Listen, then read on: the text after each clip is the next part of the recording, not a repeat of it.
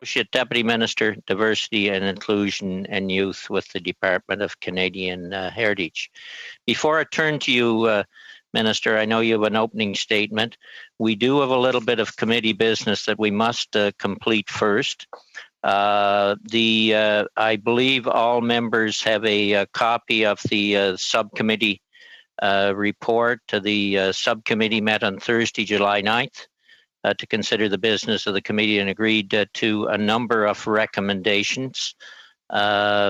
We would that in relation to the study of the government's response to the COVID-19 pandemic and the awarding of the sole source contract to We Charity, the committee hold meetings on Thursday, July 16th, Tuesday, July 22nd, Tuesday, July 21st, Wednesday, July 22nd, and Tuesday, July 28th.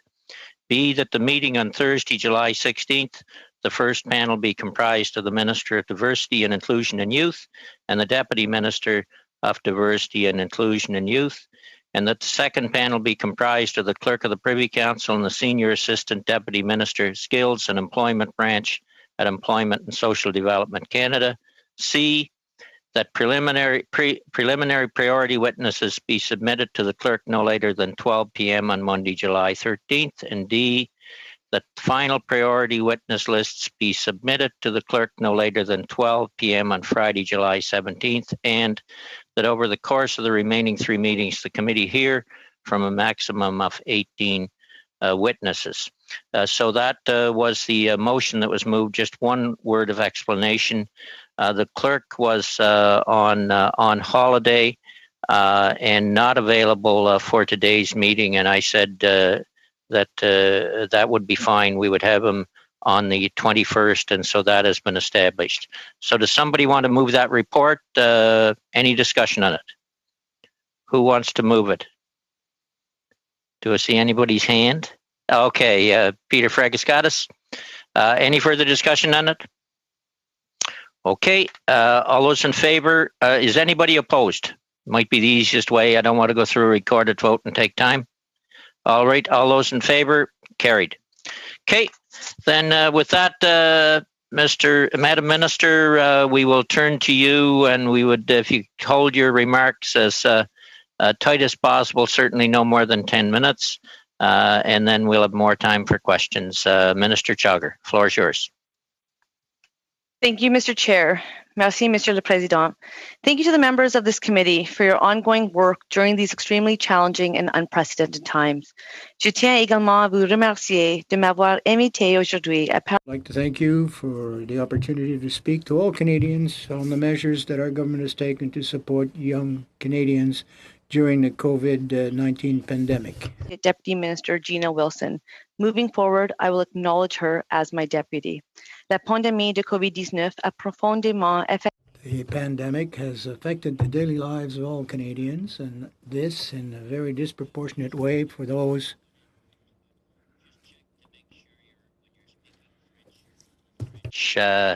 interpretation, because both languages are coming through at the same level. We had to, when you're on English, you got to speak, you got to use the English translation at the bottom of Zoom, and when you're on French, you got to use French. Otherwise, they come through equal. So, la pandémie de COVID-19 a profondément. The COVID-19 pandemic has affected all Canadians and disproportionately to the most vulnerable. The youth of Canada are part of that. Canadians are suffering. Mr. Chair, Canadians are hurting. As a member of Parliament for Waterloo, I have 3 post-secondary institutions in my riding that I was elected to represent. I know firsthand that students are facing a unique set of challenges during this pandemic, be it their studies, disruptions to work opportunities, internships and co-op placements, and like most Canadians, uncertainty about what comes next. When the pandemic hit, our government acted by immediately placing a moratorium on Canada student loan repayments, including interest relief. Then in April, the Prime Minister announced a $9 billion investment in students and youth, including the Canada Emergency Student Benefit. We also doubled Canada student grants and increased Canada Student Loans Program so that students facing financial challenges could access and afford post-secondary education. We increased employment opportunities and supports for youth across the country through the Youth Employment and Skills Strategy. We increased our investment in the Student Work Placement Program to help create 20,000 job placements for post-secondary students in their field of study. As part of the suite of supports for students and youth, the Government of Canada created the Canada Student Service Grant. At the time of the grant was developed, the pandemic had reshaped our reality, creating a number of overarching challenges. First, the country was in lockdown. Post-secondary students and recent graduates, like all Canadians, were facing unprecedented challenges. There was economic uncertainty, and it became apparent that there would be difficulties for students to find employment over the summer months.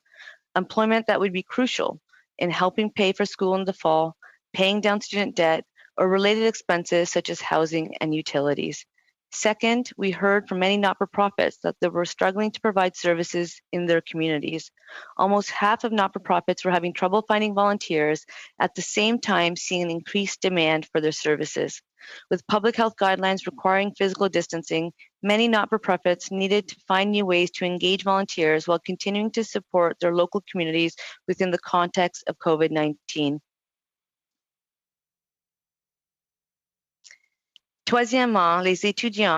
Thirdly, the students have indicated very clearly that they want to work, but they also wish to be of service to their communities. Mr. Chairman, we have invited young Canadians to roll up their sleeves and help those who are more vulnerable, and to allow their entourage to use the technology. They were there when we needed them. As a result of this reality, our policy objectives in creating this grant during the crisis were all-encompassing. We endeavored to provide a way for students to both serve their communities and develop skills while also rewarding their contribution and supporting their post-secondary education. It was important to me that the design of the program reflect the diversity of our country and be inclusive to students regardless of their ability, region, or socioeconomic status. I pushed to ensure that a diversity of students in a wide range of not-for-profits could participate in this new initiative. Given the scope and scale of the program, it was recommended by the public service that entering into a contribution with a third party was the best approach to ensure that both students and not-for-profits could receive the necessary support to deliver this program successfully and as quickly as possible. The contribution agreement that was negotiated by the public service and signed between the Government of Canada and We Charity allocated funding for different cohorts. The first announcement we made was for 20,000 placements, and $19.5 million was allocated. Of this $19.5 million, $5 million was for not-for-profits for the creation and support they needed, and $300,000 was for accessibility supports so that every student, regardless of ability, could participate. There were two other categories of funding envisioned in the contribution agreement. $10.5 million to be provided to We Charity to administer the program for smaller, local not-for-profits that would want to participate. This money was provided to We in anticipation of a desire of these groups to participate in the program. Additionally, as we've always stated, our intent was for this program to scale up. Had that occurred, there could have been another $13.53 million provided to We for an additional 20,000 placements. This would only have been authorized to go ahead if the demand was there and if the program was proceeding as planned. There were checks and balances put in place, and I would have had to approve it for it to move forward. We had not moved to the second cohort. The maximum amount We Charity could have received was $43.53 million out of the total budget of $912 million. The vast majority of the monies were for grants that would have been issued by one-time payments for students to pay for their post-secondary education costs. Mr. Chair, I would like it noted for the record that our public service entered into a contribution agreement with We Charity, not a contract like the opposition continues to imply. Monsieur le Président, j'aimerais aussi clarifier.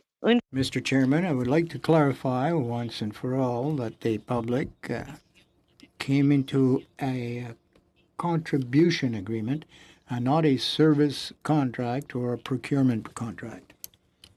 agreement allowed the department to leverage the network and digital capacity of a national organization to swiftly implement the CSSG program.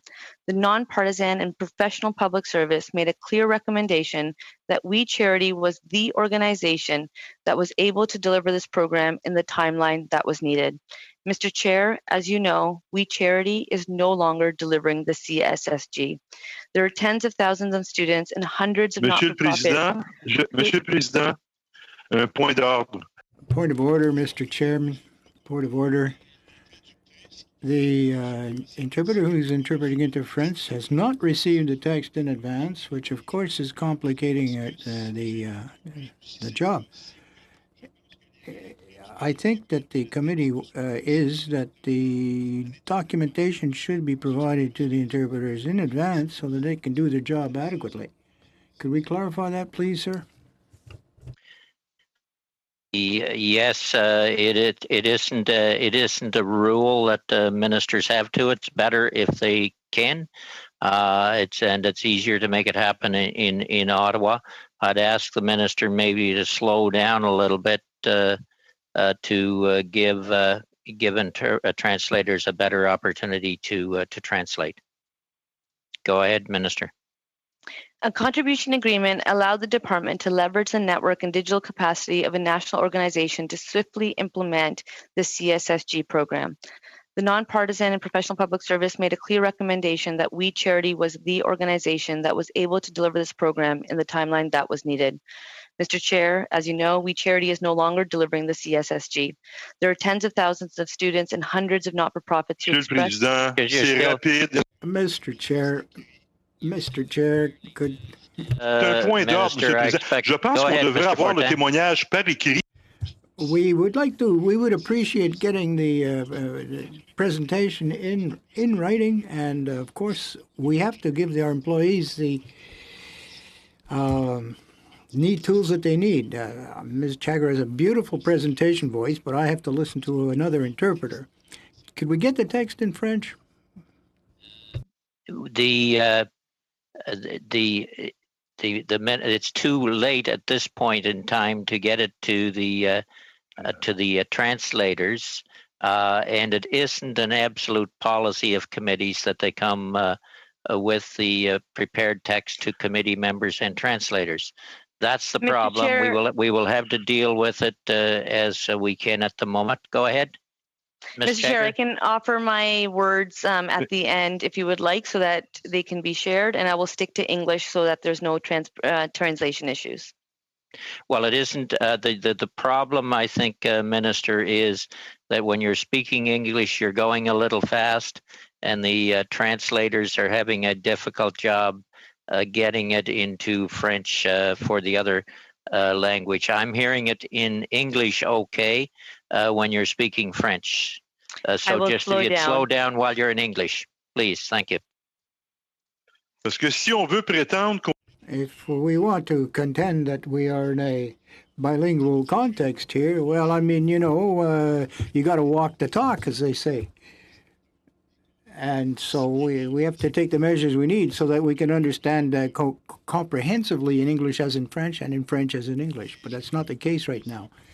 I know it's a little less important that I understand what the minister is saying, because she's only talking to English-speaking Canadians, and French-speaking Canadians are not particularly interested. But Tan, okay. I don't believe that's proper. I don't believe neither. She is speaking in both official languages. Right. The reason we are using the Zoom through the parliamentary channel is so that bilingualism is upheld.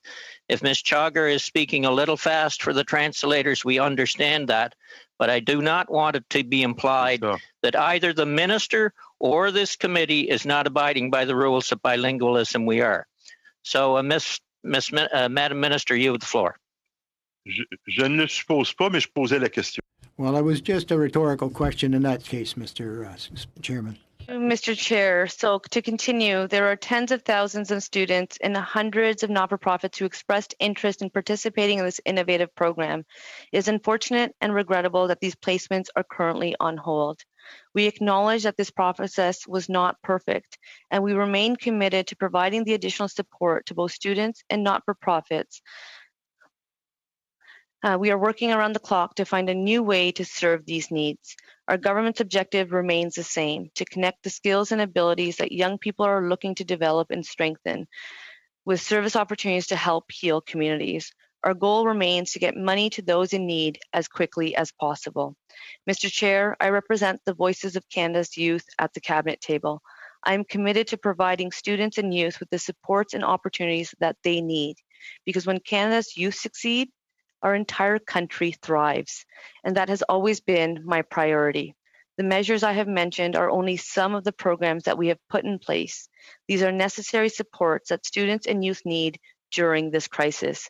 Mr. Chair, answers that members are looking for.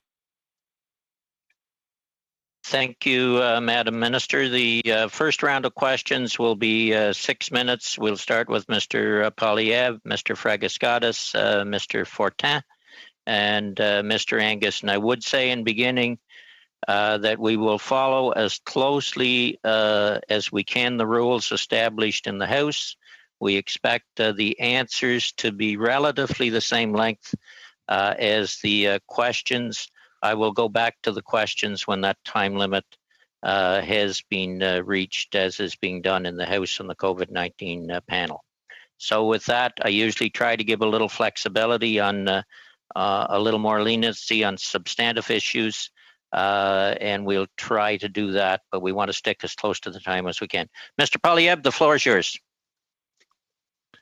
What is the name of the public servant who recommended that we deliver the Canada Student Service Grant? Just the name, please. Madam Minister. Rachel Wernick. She gave the recommendation. Did she give it in writing? Yes. Do you know if she spoke to the Prime Minister's office, any member of the Prime Minister's office, prior to rendering that recommendation? The public service made a recommendation to me that We Charity was the only organization that could deliver this program, and I accepted the recommendation. Did Ms. Wernick speak to any member of the Prime Minister's office before making that recommendation? I understand that Ms. Wernick will be appearing after me, and that's a great question you can pose to her. Did Cabinet sign off on the sole sourcing of this contribution agreement to We? There are processes that are followed. The public service made a recommendation to myself. I accepted the recommendation, and yes, I presented it to Cabinet. And Back to Mr. Poilievre. And your name was on the memorandum to Cabinet? Yes. Prior to that, did you discuss this matter with any member of the Prime Minister's office? We have conversations and consultations all the time. We had a goal to help students during the pandemic, as well as did you discuss it with the Prime Chair, Minister's office? I believe that if I'm not interrupting, I should have the courtesy of being able to answer in the same time that was provided. Go ahead, okay. Mr. Poilievre, and then back to the Minister. Did you discuss this matter with any member of the Prime Minister's office prior to bringing it to Cabinet? Madam Minister. So I was given a recommendation by the public service. I accepted the recommendation. I asked many questions. Many questions have been posed, and I accepted the recommendation, and I brought it forward to Cabinet. Did you discuss it with Katie Telford before bringing it to Cabinet? I personally did not discuss it with Katie Telford. Anyone else in the Prime Minister's office?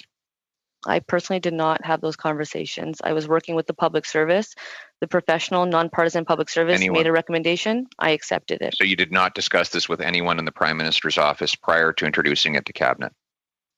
I did not have conversations with the Prime Minister's office in regards to the proposal that was being recommended by the public service. Did you discuss it with anyone in the Finance Minister's office?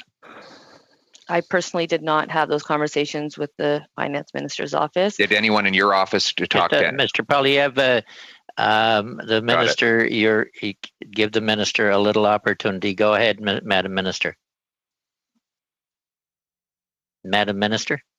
I answered the question, Mr. Okay. Chair. Okay. Thank you. All right. Did anyone in your office speak to anyone in the Prime Minister's office about this proposal before it was introduced in Cabinet? I know that it's a substantial amount that was budgeted, so I would hope that all offices would have been having conversations to ensure that the program was delivered in a meaningful and successful way. So that's a yes, your office did discuss this with the Prime Minister's office prior to introducing it in Cabinet. Mr. Madam- Chair, the member can choose to put words in my mouth. What I am stating is that we had a proposal and we want to move forward on a plan for students and not-for-profits to be able to deliver during this very challenging time.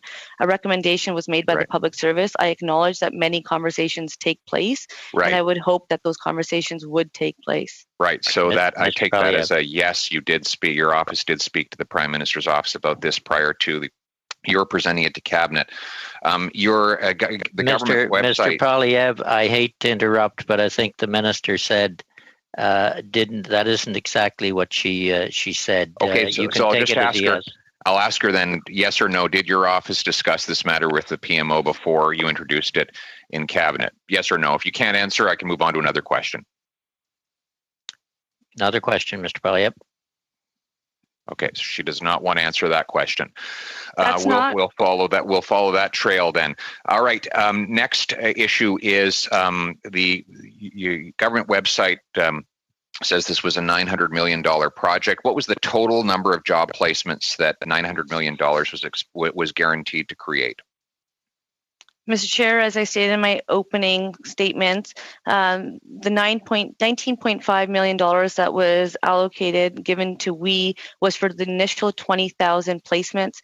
There was an additional $10.5 million for the supplemental cohort.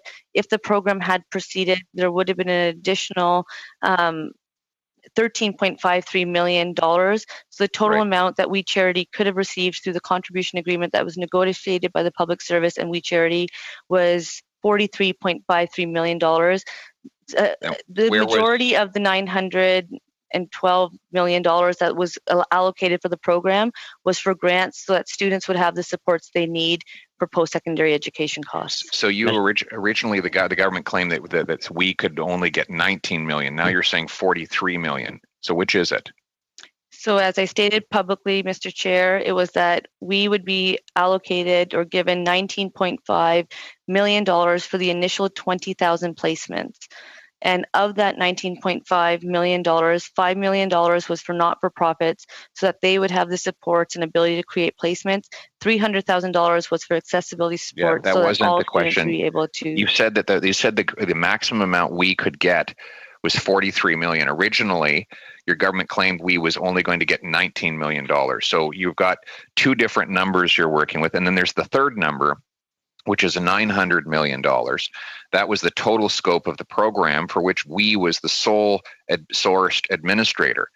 You said now that amount of money, $900 million, was to create 20,000 positions.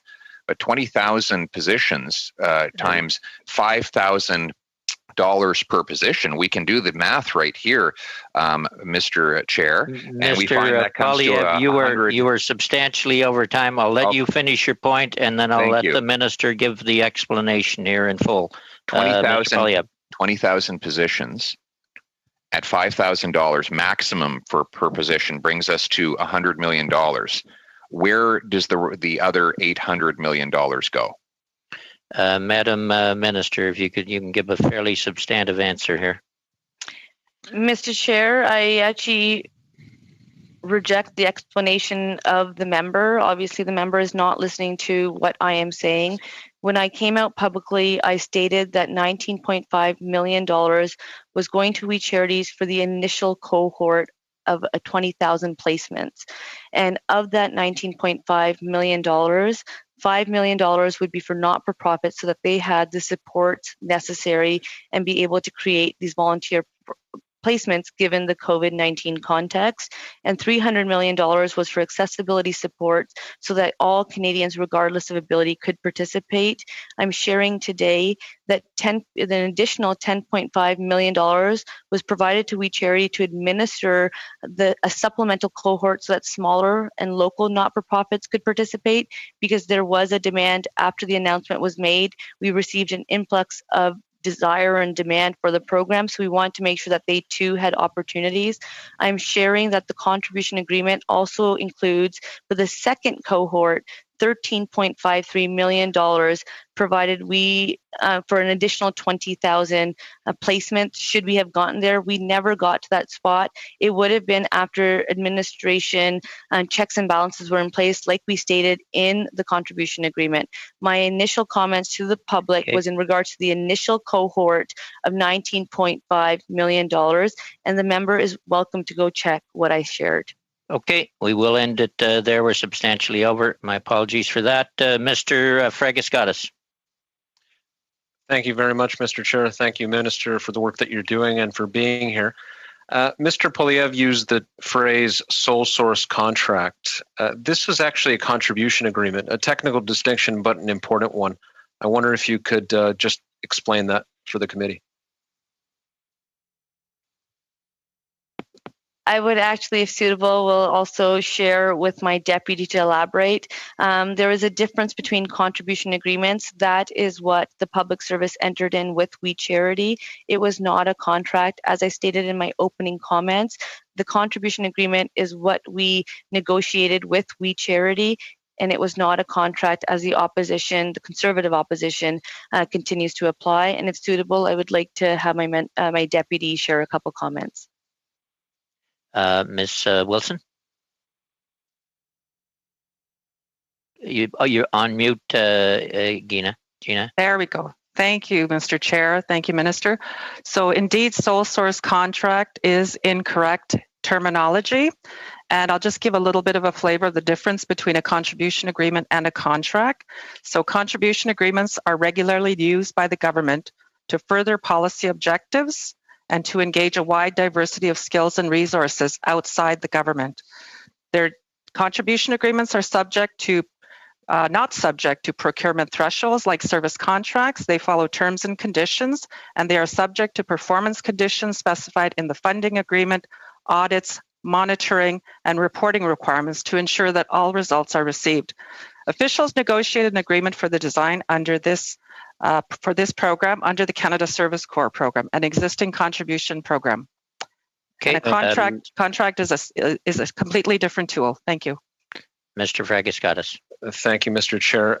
Minister, could you go more into why we was specifically selected as an organization, as the organization that would carry out the administration of this program? I know we're going to be hearing about this later today from Ms. Wernick. She will speak to that as well, I'm sure. But provide for us, if you could, an explanation about what was it specifically about we that stood out in terms of their ability to carry out the program as opposed to other organizations. Allez-y, Madame la Ministre. Here, that in the midst of this pandemic, which has been a very unprecedented and challenging times, there are numerous programs that are being provided to Canadians to ensure that they have the supports needed. Our focus has always been on Canadians and making sure mechanisms are in place. The nonpartisan and professional public service is actually delivering many programs. At that time, they were also delivering the Canada Emergency Response Benefit, in addition to numerous other programs at a greater scale than ever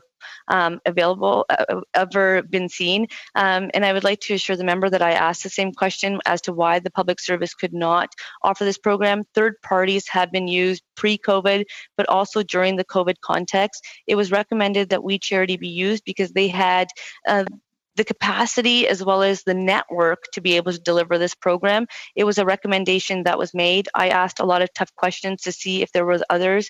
The public service, and I'm confident that they did their due diligence, was confident that this was the only organization that could provide this program in the timeline needed, and I accepted their recommendation. Mr. Fragiskatis. Thank you, Mr. Chair. And again, was there any directive that came from the Prime Minister's office, from the Prime Minister himself, about the need to choose we as the charity that would administer this particular program? I was not directed by the Prime Minister's office. What I did know is that my focus was on students and youth. We wanted to connect young people who have been rolling up their sleeves with service opportunities and not-for-profits that had an increased demand in their services. It's something we turned over to the public service as to how can we deliver this program. They have worked with numerous organizations, as I have been also communicating with, and they make it a recommendation that We Charity would be the organization able to deliver this program within the timeline needed, with the scope and scale and magnitude that we were desiring. It's a very innovative program and had received quite a positive response.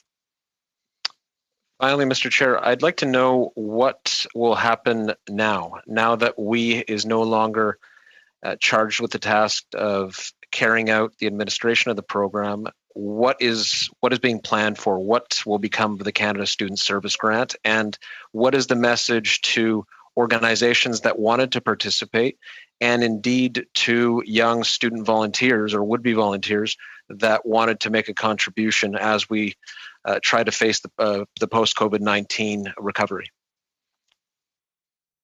Madam Minister. Mr. Chair, I would like Canadians to know that our government and I remain committed to students to have these additional supports and opportunities. And for not-for-profits, we know that there is an increased demand for your services. We are committed to finding ways, innovative ways to deliver this program.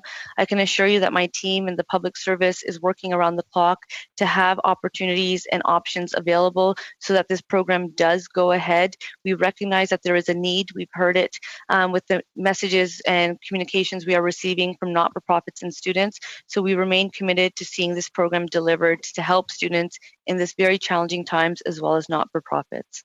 Thank you both. Mr. Fortin will be followed by Mr. Angus. Mr. Fortin, the floor is yours.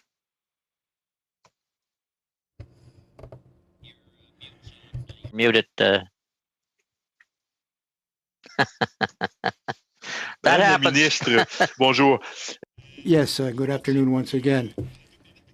You said you spoke with no one in the Prime Minister's office until you came before Cabinet with the We proposal, and then the recommendation came from Ms. Wilson? Is that... No, I'm sorry. Miss Rachel Warnick. Do you know who she may have spoken to before arriving at the conclusion to recommend we?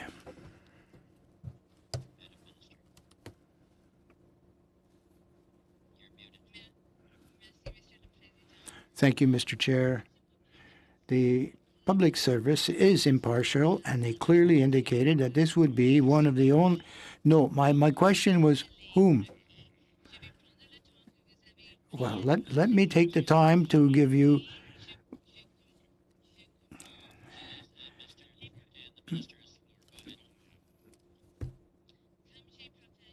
As I've shared it with you now, earlier, it's Miss Rachel Warnick that was the source of this recommendation, that made the conclusion that this would be it.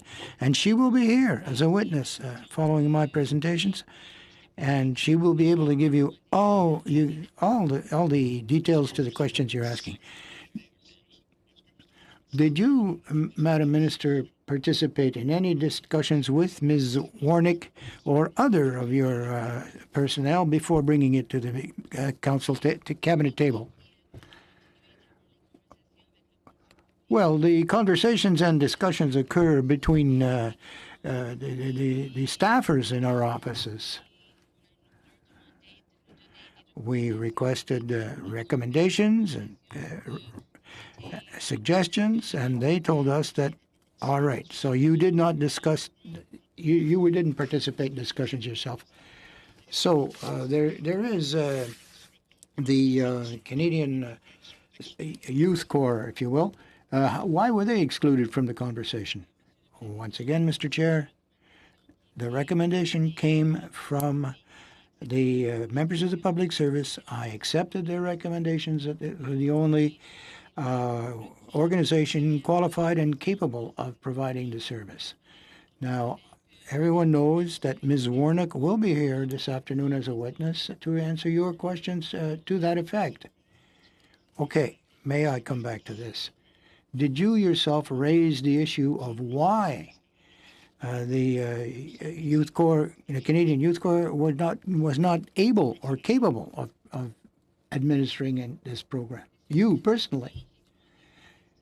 Yes, I did ask those questions. I asked many other questions as well to ensure the success of the program. We want it to work, and the recommendations made after many questions, many discussions, was that this organization, we, would be the most able to do so. To whom did you ask the question why the Canadian Youth Corps was no longer in the picture? Well, I've had discussions with a number of people in the public service. Rachel Warnick was one of those persons, those individuals. My deputy as well. And she can... did you raise this question with anyone from the Prime Minister's office? Mr. Chair, I've worked with the public service to see, to find answers. I was looking for answers, of course, and they were tasked with providing a recommendation. Well, you know that the Prime Minister was very proud of saying that the Youth Corps was the organization, very proud of them, and along with a dozen or so other organizations. What happened between January 2018 and this time in 2020 to eliminate these other actors from the scene? Thank you, Chair. I'll ask my deputy to answer the question. Yes, but I want to know if you know. Do you know why they might have been eliminated?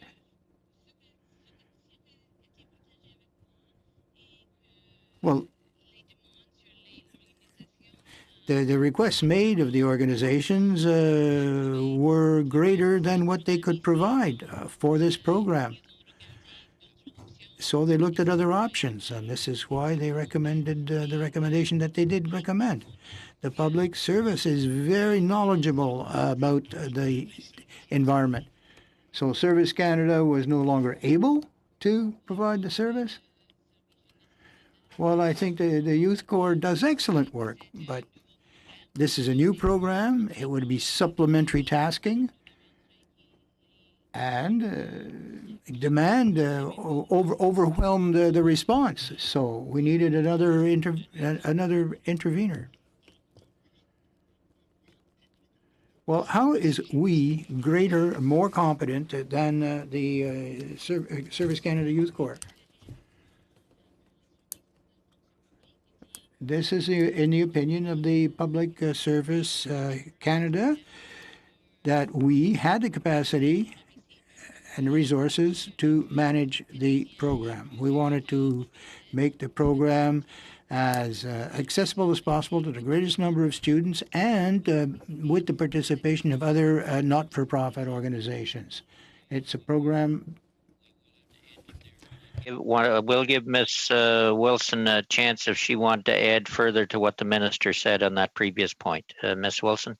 Mr. Chair, thank you. The program Mr. Fortin is referring to is the Canada Service Corps.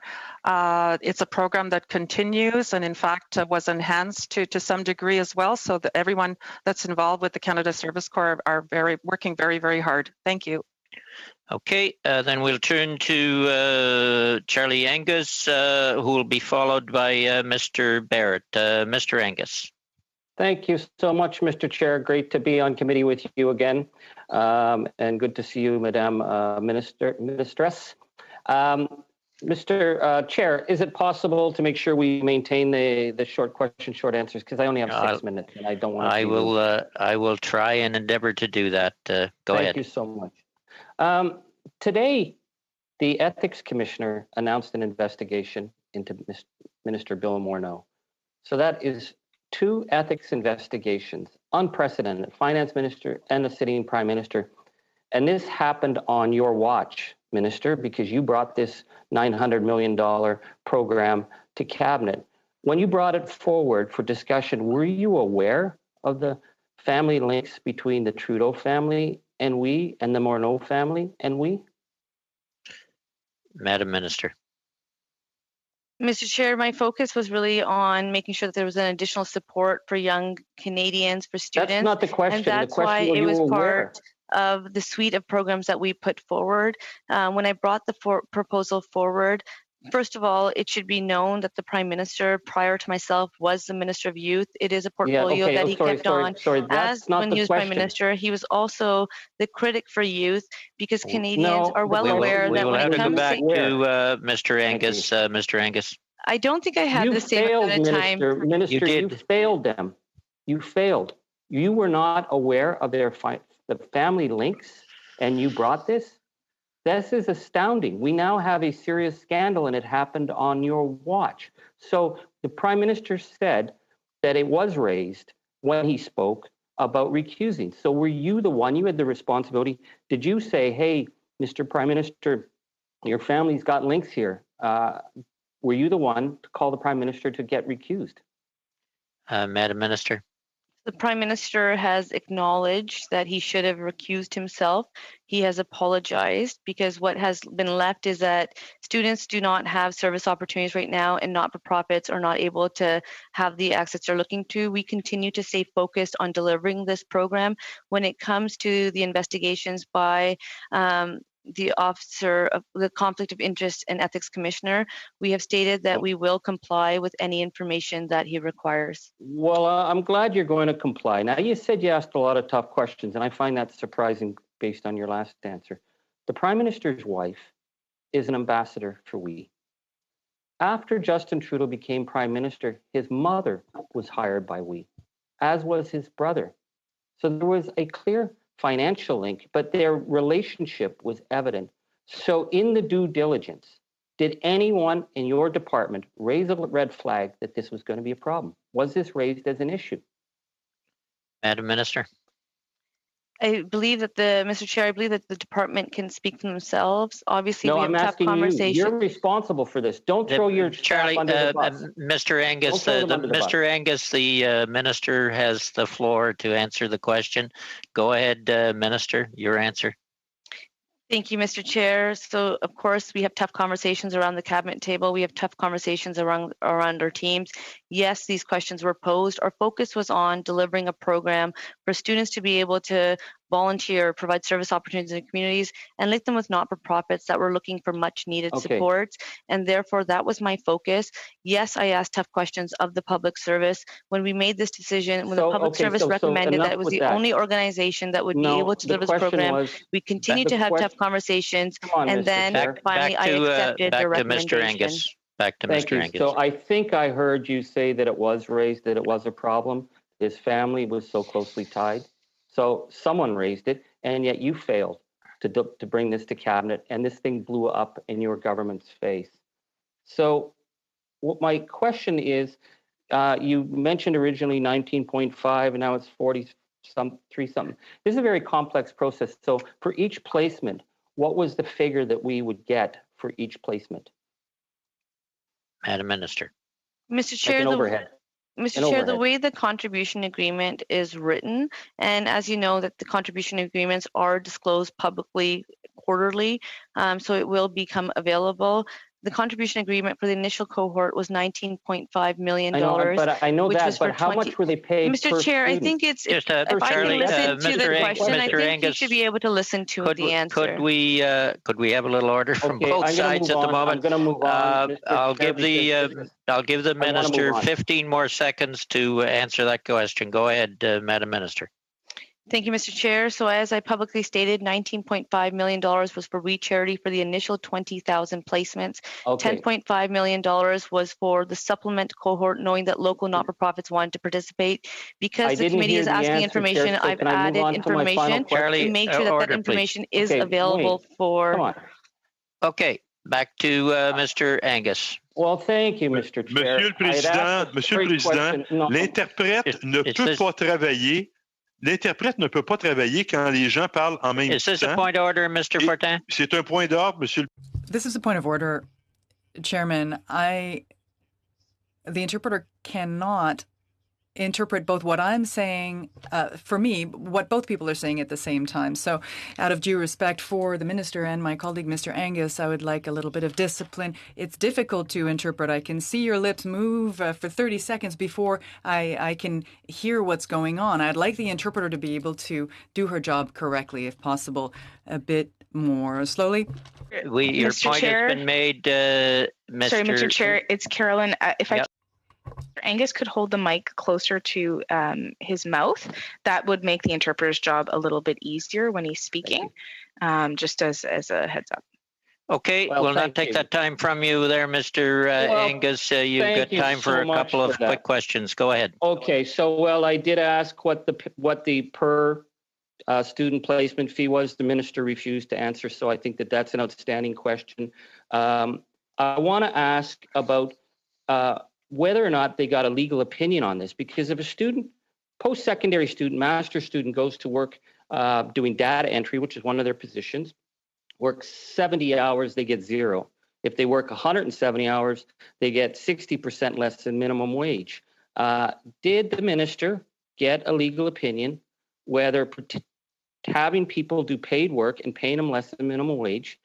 Did anyone in her department raise a red flag about that? If they weren't raising red flags about the Trudeau family's connections, were they raising red flags that this might not even be legal and would put charities in a potential liability situation? Madam Minister, there's two questions there. Go ahead. Thank you, Mr. Chair. Mr. Chair, on the preamble, I guess, that the member has provided, it varies to the amount of hours that a student would to volunteer that would determine how much each placement would cost, because obviously grants were between $1,000 and $5,000, as we have shared publicly. Secondly, when it comes to the legal opinion, I'm confident that the public service, who works really hard and has really been working with the government to deliver these Mr. Angus, Mr. Angus, order. The minister needs time and a little peace and quiet in order for us to hear the answer. Madam Minister. So I'm confident that the public service would have done their due diligence and would have requested legal opinions. And I think what's important to note is the difference between employment opportunities and volunteer opportunities. This was about service opportunities within communities. As someone who has been volunteering in her community since I was 13 years old, we know that volunteering and providing service opportunities are an opportunity to develop and strengthen skills. Some of these opportunities would actually allow young people to... As Minister, you didn't We will have to end it there to you both, and we'll turn to a 5-minute round, and we only have room for 2 5-minute rounds. We'll go to Mr. Barrett first, and then Ms. Koutrakis. Mr. Barrett, the floor is yours. Minister, is there a competitive process used in awarding contribution agreements? I'll refer to my deputy. Ms. Wilson. Thank you, Mr. Chair. So there are different mechanisms to actually award a contribution agreement. The first one would be a call for proposals. However, we determined at the time that a call for proposals, open call, would take about 2 to 3 months at minimum to actually get something in place. We could have done a limited call for proposals, which would have probably taken Mr. Chair, 3 months. I'll reclaim my time there. I'm going to, I think that's a very substantive answer, Mr. Barrett. I'll not take time away from you, but I think we need to hear the answer. Go ahead, Ms. Wilson. I was just wrapping up with that. So an actual call for proposals would take several months to move forward with, and we needed to get this program off the ground very quickly, because at the time of the pandemic and the severity of the pandemic, students were graduating. Thank you. Back to Mr. Barrett. Okay, so there was no competitive process used in this place, though there was one that was available. I want to confirm, Minister Chagger, are you the minister responsible for this program? Madam Minister. Yes, I am the minister responsible for the program, and that's why the recommendation that the public service made to myself, after a lot of rigor and discussion and questions and answers, Is Ms. Wernick with your ministry, Minister? Ms. Wernick is with ESDC. Why didn't the ESDC minister introduce this proposal to Cabinet then? As the Minister of Diversity and Inclusion and Youth, my responsibilities actually are part of multiple departments, and this is part of the responsibilities that I have been given. Which department was responsible for developing this program then? Madam Minister. What's that branch? ESDC. I'm not sure. Okay. I was just going to get you the name, Skills and Employment Branch of ESDC. Okay. Who was working on the background and resources to implement this program? I understand that Ms. Wernick will be appearing after myself, and she would be able to provide a more substantial answer. Okay. Was it written on the memorandum that only We Charity could deliver this program? It was a recommendation that was provided to me in writing. After a lot of rigor and discussion, I accepted the recommendation. Yes, it was provided to me in writing. The question was it only We Charity that was recommended? When the public service made a recommendation to myself, yes, it was the organization that was recommended. Were you given any options as to how this program could be administered or which organizations could administer it? Options? I asked numerous questions for options, and after the public service did their due diligence, it was a recommendation that We Charity was the organization, the only organization that could deliver the program in the timeline needed to the scale that we desired. How was the decision to award We Charity to implement this program taken if no other organizations were presented as options?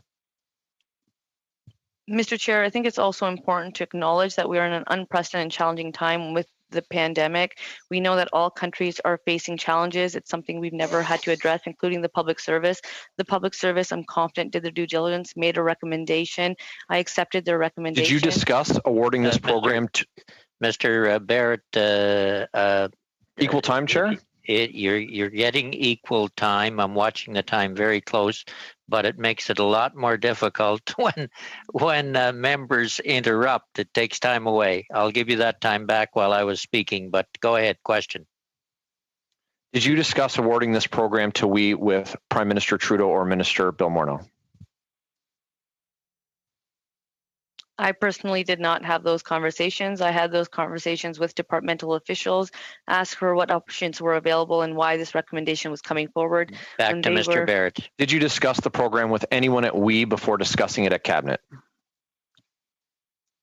I did not discuss this program, the CSSG program, with anyone at We. Did anyone in your office discuss the program with We before you discussed it at Cabinet? So once again, Mr. Chair, we wanted students to be able to have service opportunities. We knew that not-for-profits had an increased demand for their services. It's something we turned over to the public service. The public service was able to take the vision and then make a recommendation. I'm confident they did their due diligence. They made a recommendation. I accepted the recommendation. Last question, Mr. Barrett. What are the names of the individuals who negotiated the termination of this agreement?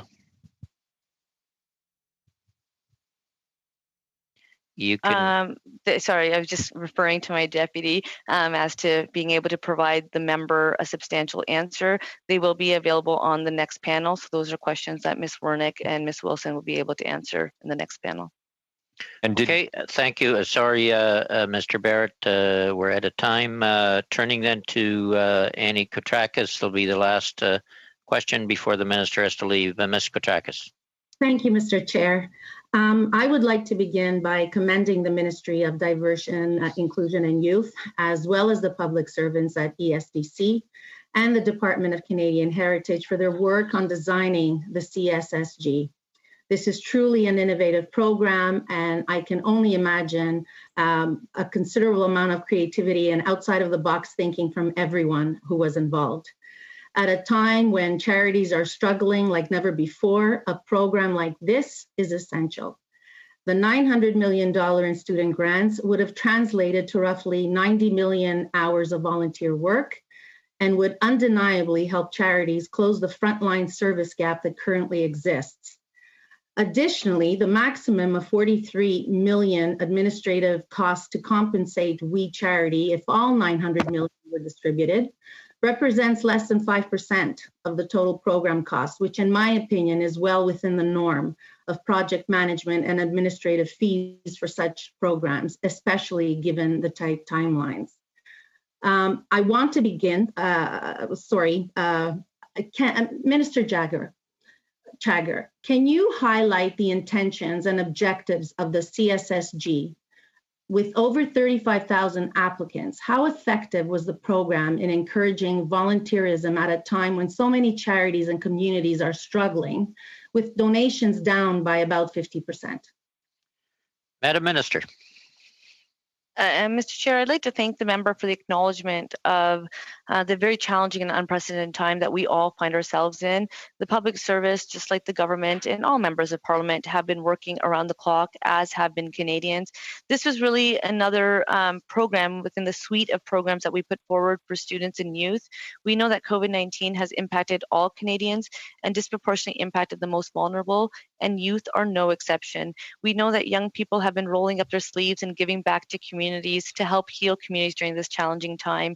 So this was really about ensuring that young people, students, were being rewarded for the service opportunities, not only within their community, but by having a virtual platform, being able to help heal their own communities, but also virtually helping other communities.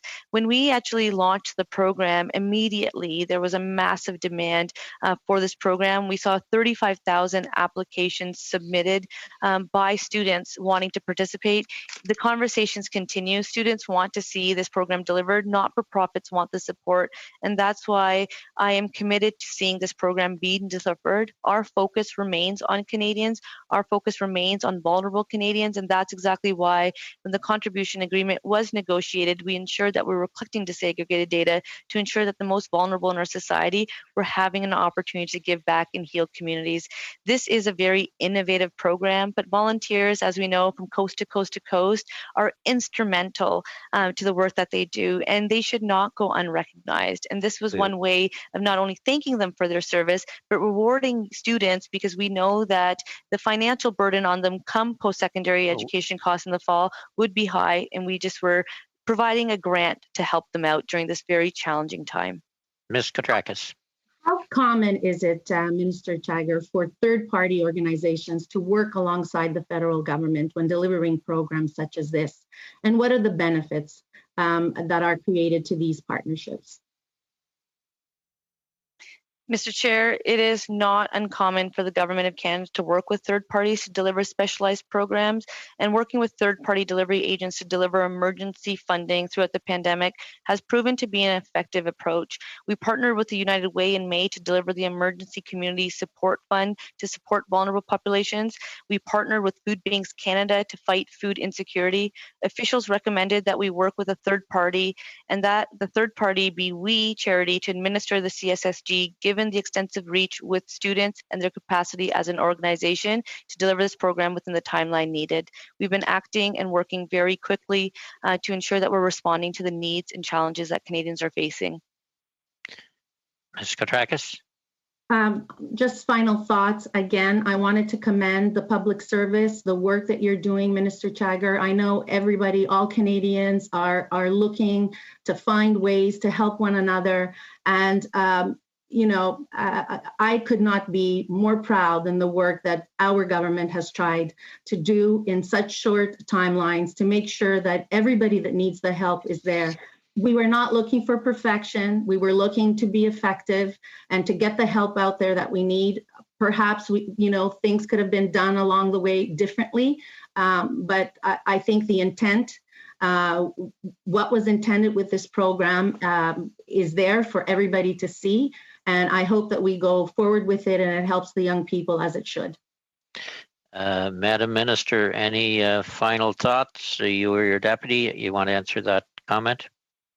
I will share my time with my deputy and provide her an opportunity as well. I echo the comments that were just shared. This has been really about all Canadians working together and stepping up, all members of parties, all members of parliament and all parties and all levels of government, because it is all of us that are in it together to ensure that we fight this pandemic. The health and safety of Canadians has always been our priority. It remains my priority, and I'm confident that that is the goal of everyone, because we want to see us succeed. And I believe that when it comes to this program, it was in response to a direct needs that we were hearing from Canadians from coast to coast to coast, including not-for-profits that do very important work.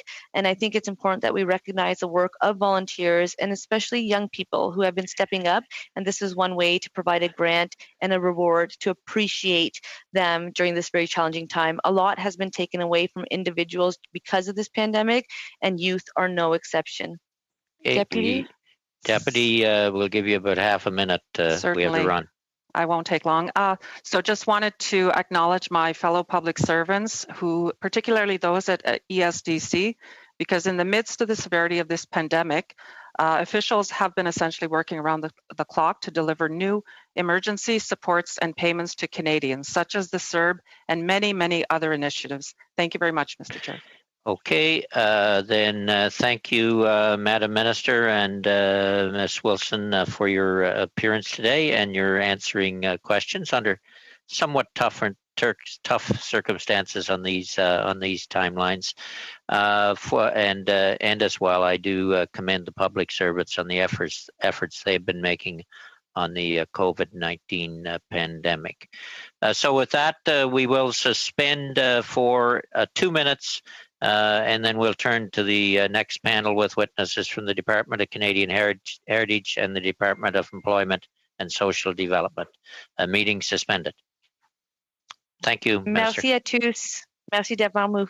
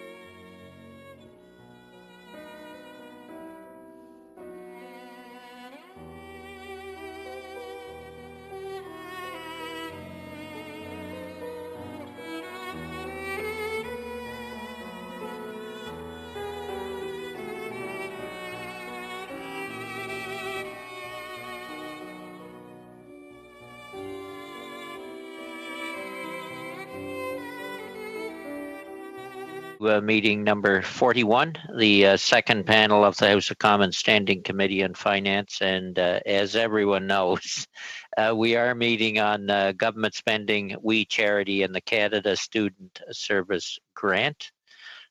Today's meeting is taking place by video conference, and proceedings will be made available via the House of Commons website. So for this panel, then we have with the Department of Canadian Heritage again, Ms.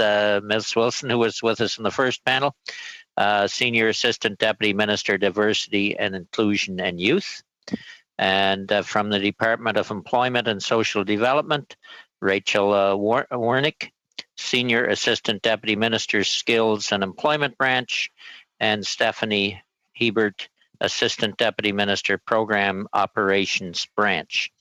I believe, Ms. Wernick, you have an opening statement. I believe it's you. It's Ms. Wilson. Okay, Ms. Wilson, you have an opening statement, and then we will go to questions. Just a heads up for the questions set up once Ms. Wilson is done. We'll start with Mr. Polyev, on to Ms. Zerowitz, on to Mr. Fortin, and Mr. Julian. Go ahead, Ms. Wilson, the floor is yours. Thank you, Mr. Chair, and I would like to share my opening statement time with Rachel Wernick, and she can follow me right after. So thank you, Mr. Chair. Kwe, bonjour. I'm very pleased to be here and able to join you from Algonquin Territory today. I'd like to thank the members of this committee for your continued work during these challenging times. My remarks will be twofold. First of all, I want to provide some context on how the public service responded to the challenges posed by COVID-19 as it delivered emergency measures and supports for the government. I will then speak about the measures the government has taken to support young Canadians during the COVID-19 pandemic. And Ms. Wilson, I believe I'm going to have to say the same thing I said to your minister. Just slow down a little bit to give the translators an opportunity. Got you. And they also have my remarks. So, Mr. Chair, back in March and April, when the severity of the pandemic became obvious, the Government of Canada focused its efforts on providing Canadians with help as quickly as possible. I know that at Employment and Social Development, the priority was to establish, implement, and quickly distribute the Canada Emergency Response Benefit, or the CERB, working with Canada Revenue Agency, as well as putting in place other much-needed supports, such as the Canada Emergency Student Benefit. My public service colleagues worked around the clock to support the government's response and to help Canadians when they needed them the most. At the same time, Mr. Chair, ESDC was adjusting to new ways of working, with most employees working from home as provinces and territories implemented lockdown measures. Some employees were also facing concerns about their own health and safety and the spread of COVID-19.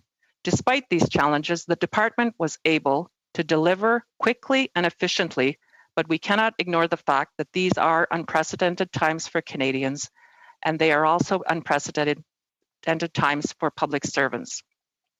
Mr. Chair, young people are also facing challenges during this pandemic.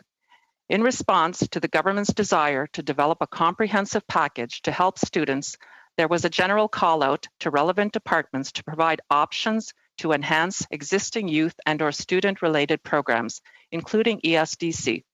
A series of student measures were being pulled together to make up a student package, and the government wanted it to include a volunteer service component.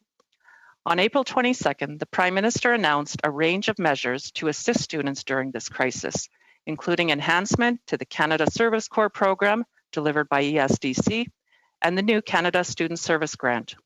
Officials were seized with quickly determining how best to design and implement a new program that met the government's objectives and the broad parameters established by the announcement. Mr. Chair, three things were clear to the public service. One, in the COVID-19 context, it was important to move forward as quickly as possible. This initiative aimed to support students in contributing safely to their communities over the summer, and then recognizing that service in the fall through a financial reward that would help them pay for their studies. Two, the imperative to find a fast and effective mechanism to engage not-for-profit organizations in all parts of the country, many of whom were struggling at that time to provide service to their communities. They were, and many still are, Mr. Chair, responding to a great increase in needs and could benefit from volunteers to help out. And 3, the program had to be easily accessible to all students and effectively bring in students from underrepresented groups. It had to involve a diversity of students and a diversity of not-for-profit organizations, large and small, from every part of the country. It was determined that a third party, funded through a contribution agreement, would be the most effective and efficient delivery approach.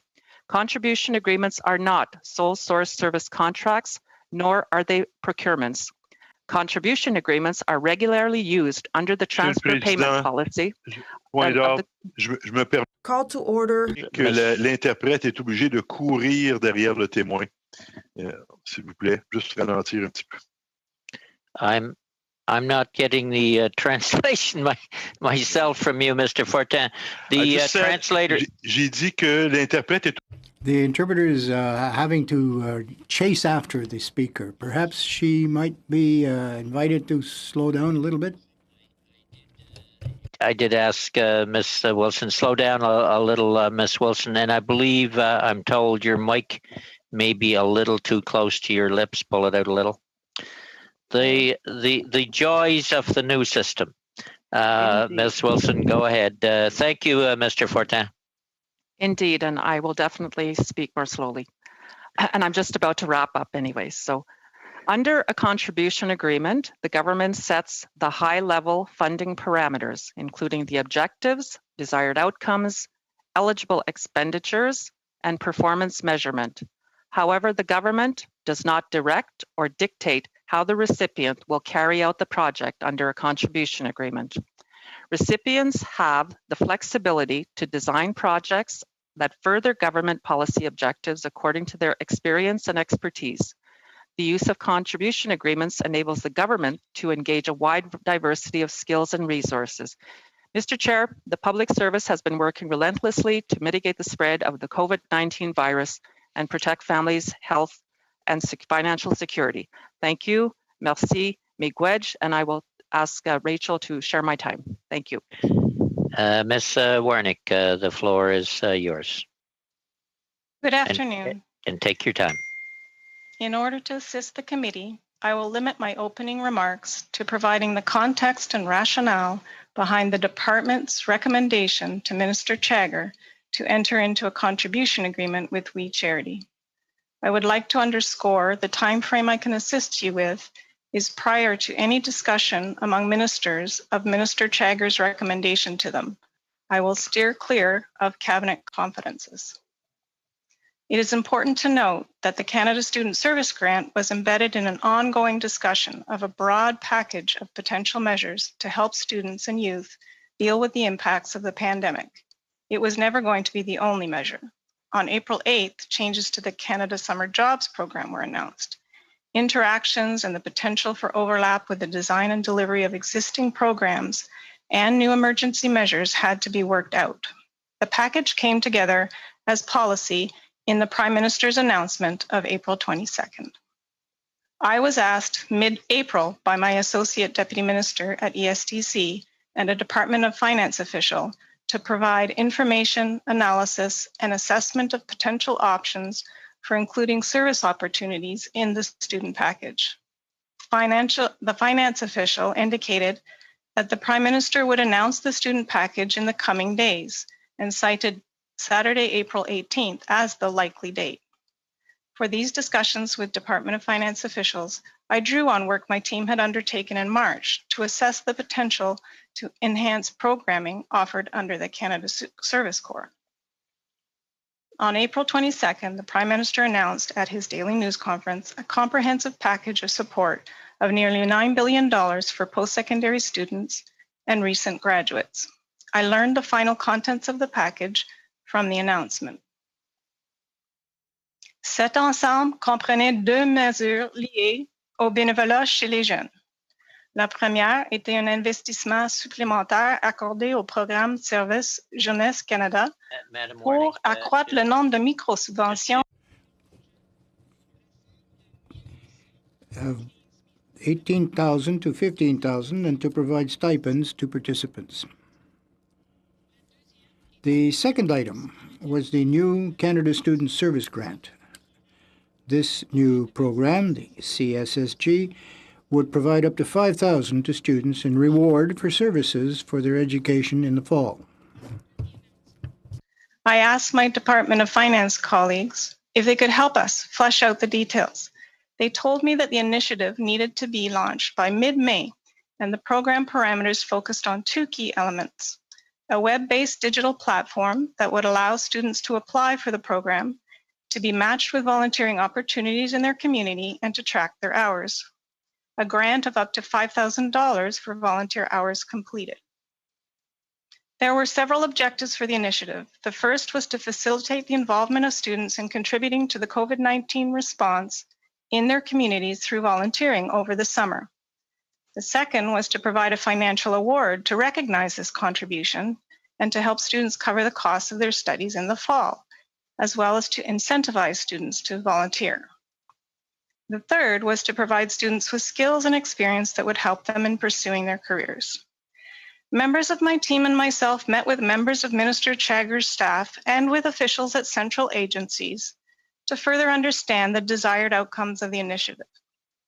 It became quickly evident that there was high ambition, not only for the speed of implementation in roughly 3 weeks, but for the scope and scale of the initiative. The minister's staff indicated that volunteering opportunities needed to be available in every province and territory and in large and small urban and rural communities. The minister's staff also communicated to the team that it was imperative to ensure that youth from a wide diversity of backgrounds would be encouraged and able to participate, including racialized, Indigenous, LGBTQ2 youth, and youth with disabilities. There was a long list of design and implementation considerations that the team needed to analyze in pulling together advice on how to implement this ambitious vision within 3 weeks. First and foremost, it was the pandemic context, with health and safety top of mind. There were significant concerns about community spread, as youth had been identified as high-risk demographic for spreading the virus. Public health advisories were being updated daily on requirements for physical distancing. Keeping students and communities safe was the top priority for the team. The pandemic was also impacting the capacity of the department for any form of direct delivery. In late April, the department, including its delivery arm, Service Canada, was completely consumed with other emergency measures. Officials were working around the clock to get emergency payments out to Canadians. The next significant consideration was the capacity of the not-for-profit sector organizations that were under stress and stretched to deliver on their mandates.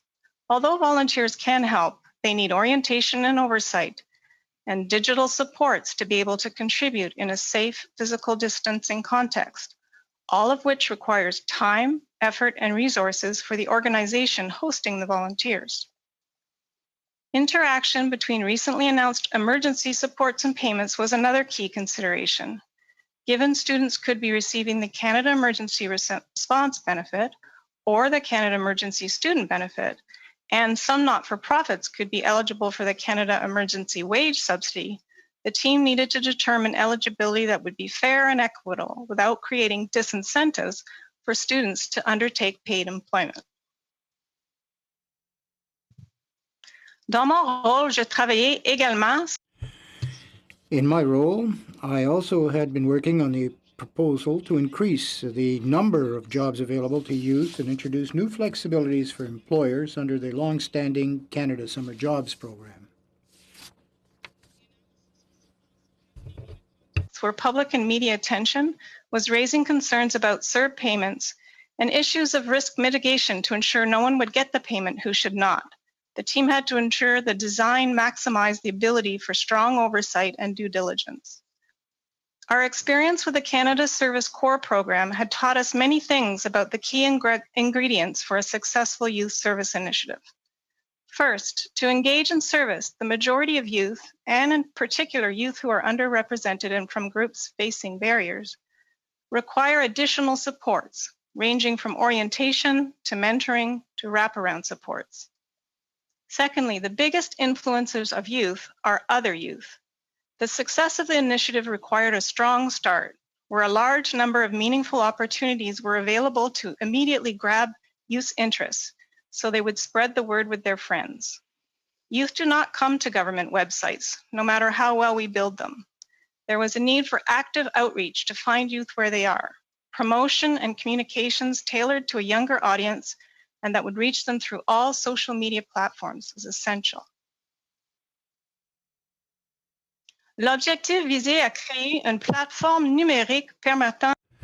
The objective was to create a digital platform that allowed for registration of students and non-for-profits, including directly inputting information, verification of that information, logging and tracking of hours, matching of students with opportunities.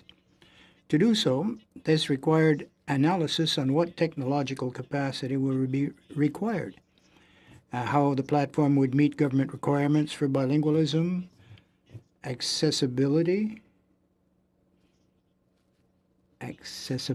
and protection of personal information. And of course, how to ensure that the system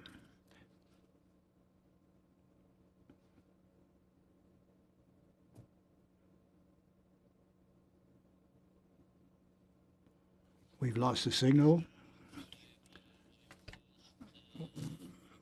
We have all lost the signal.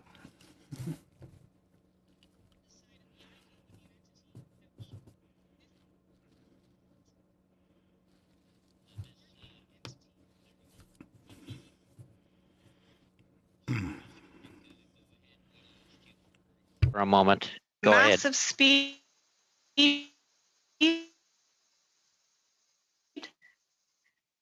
reach, and my. We are not picking you up for some reason.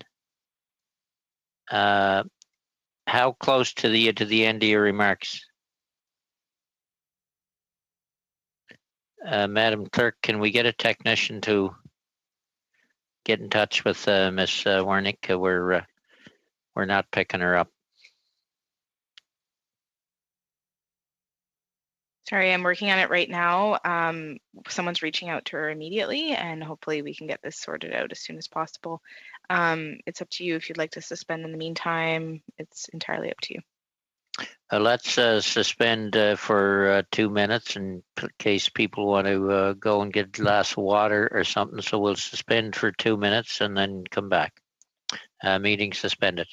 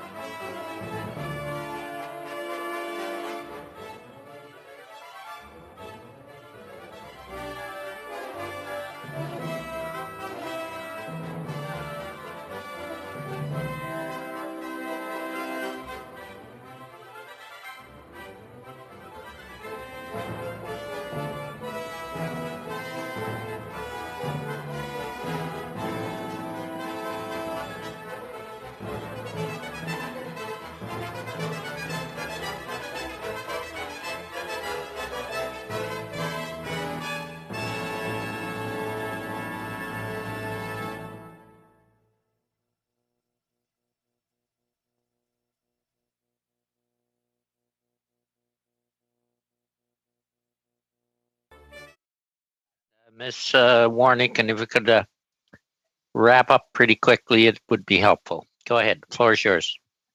Yes, Mr. Chair. I did provide my remarks in both English and French to the clerk, and I ask that they be put on the record, please.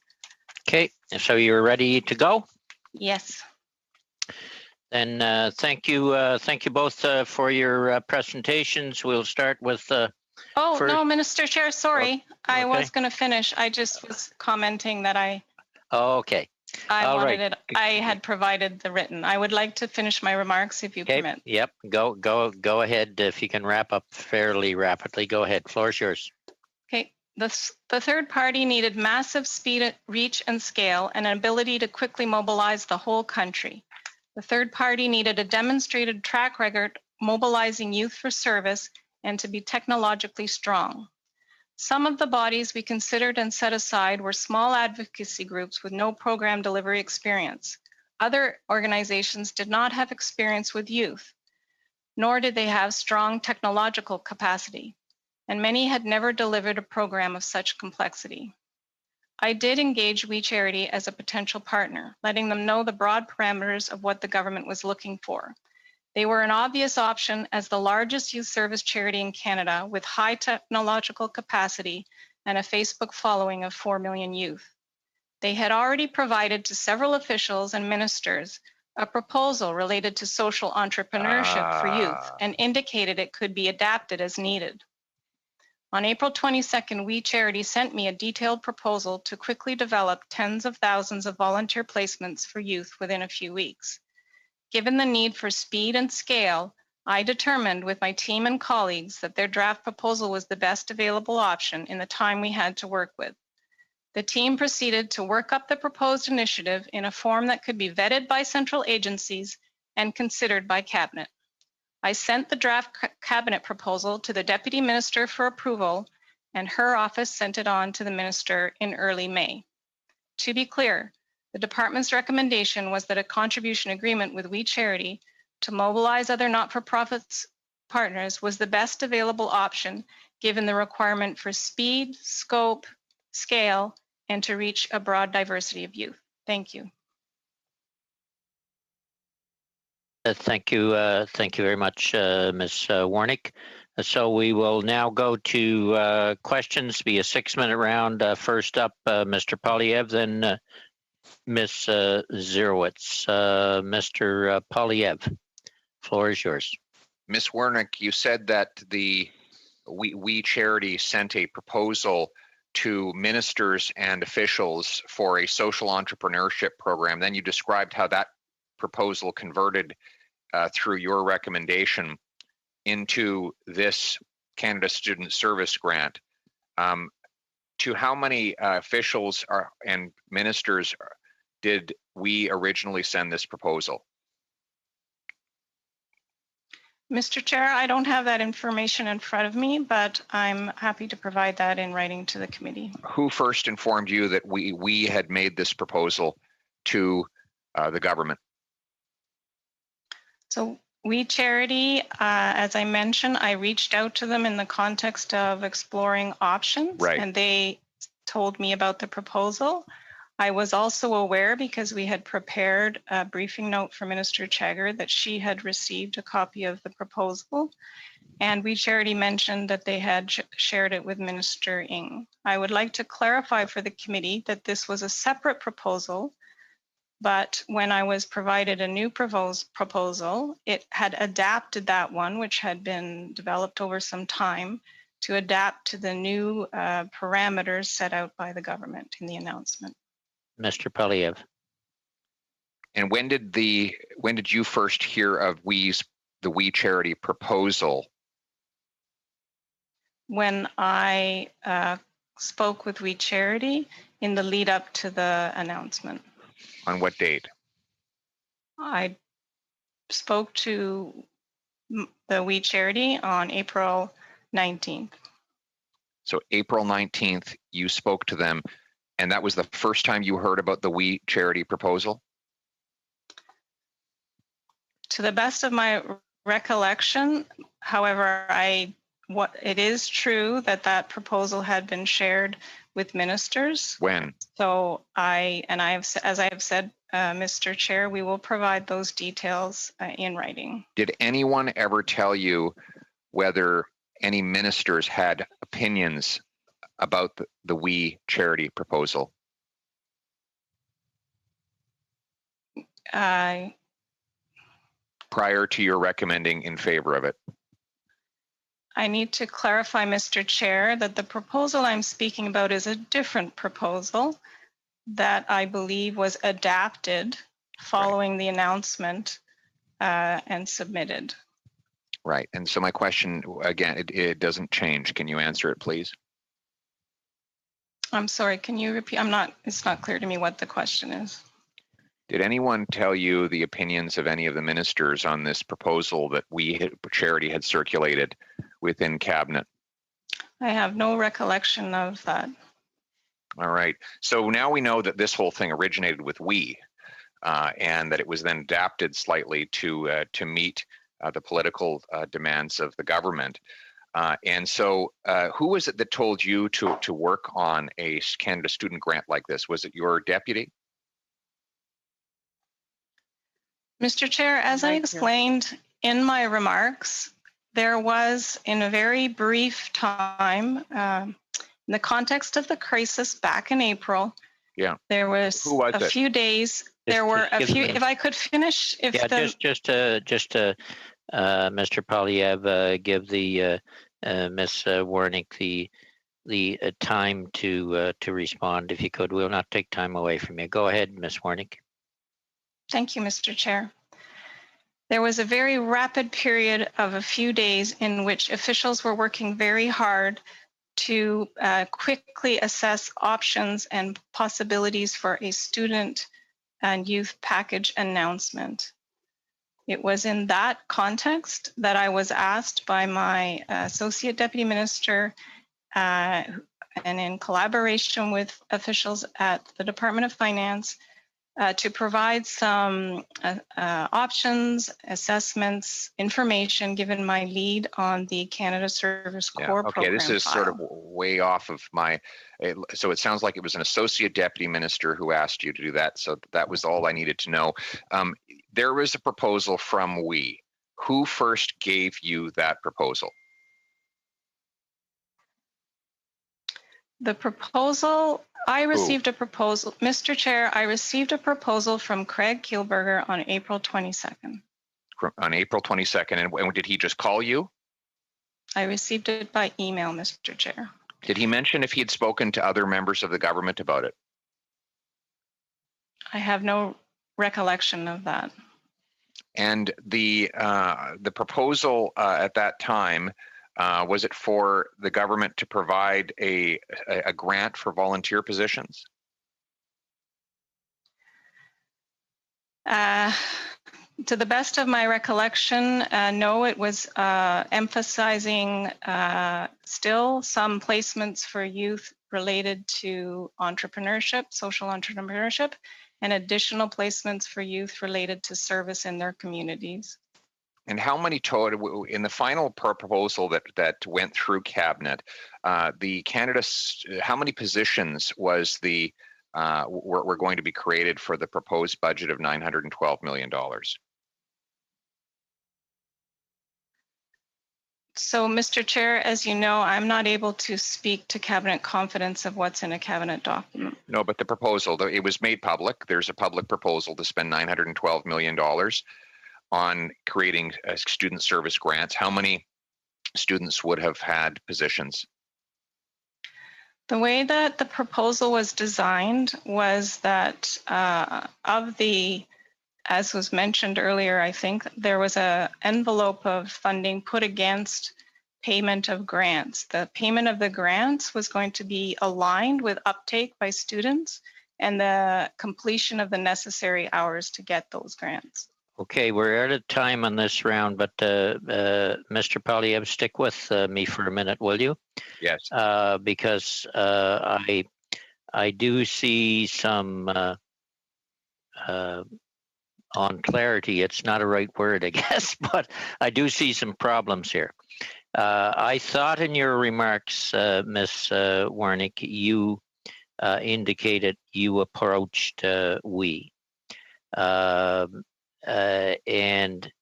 Mr. Polyev, in his statement a minute ago, and I might not have this, you can correct me if I'm wrong, Pierre, he basically said that the proposal originated with we to meet the political, I don't know whether the word was demand of the government or desire of the government. We're miles apart on those two statements. So what we really, is that statement correct, that the proposal originated with we? Or did you, I believe in your remarks, indicated that you made the first initiative to talk to we as one of the organizations? Where are we at here? Let's establish the foundation that we're actually dealing with facts here, if I could. So, Ms. Warnick, can you clarify where we're at? Yes, Mr. Chair. That's okay. I used to be in the good old days. Go ahead. So, as I mentioned in my statement, in the context of working very quickly to input into a student announcement that was going to happen in a few days, we were exploring very quickly potential options and thinking about who could potentially help the government in that space. And as I mentioned, in the context of developing the student package and assessing options, my recollection is that We Charity was one of the options that came up in discussions, given their experience as the largest youth-serving organization in Canada. I called We Charity on April 19th to seek some input on the program concept. Then, as I mentioned in my statement, I learned the details of what the government wanted for a Canada Student Service Grant through the Prime Minister's announcement. Following that announcement, I received by email a proposal from We Charity. This is not the same thing as saying what went to Cabinet. This is saying that a third party hearing about the announcement submitted a proposal. Okay, that clarifies it for me. It's not clear though, Chair. I will give Mr. Polyev. Basically, Ms. Warnick approached we on April 19th. On April 22nd, she got an email from Craig Kerber. I'll give you another minute or so because this is important. Mr. Polyev.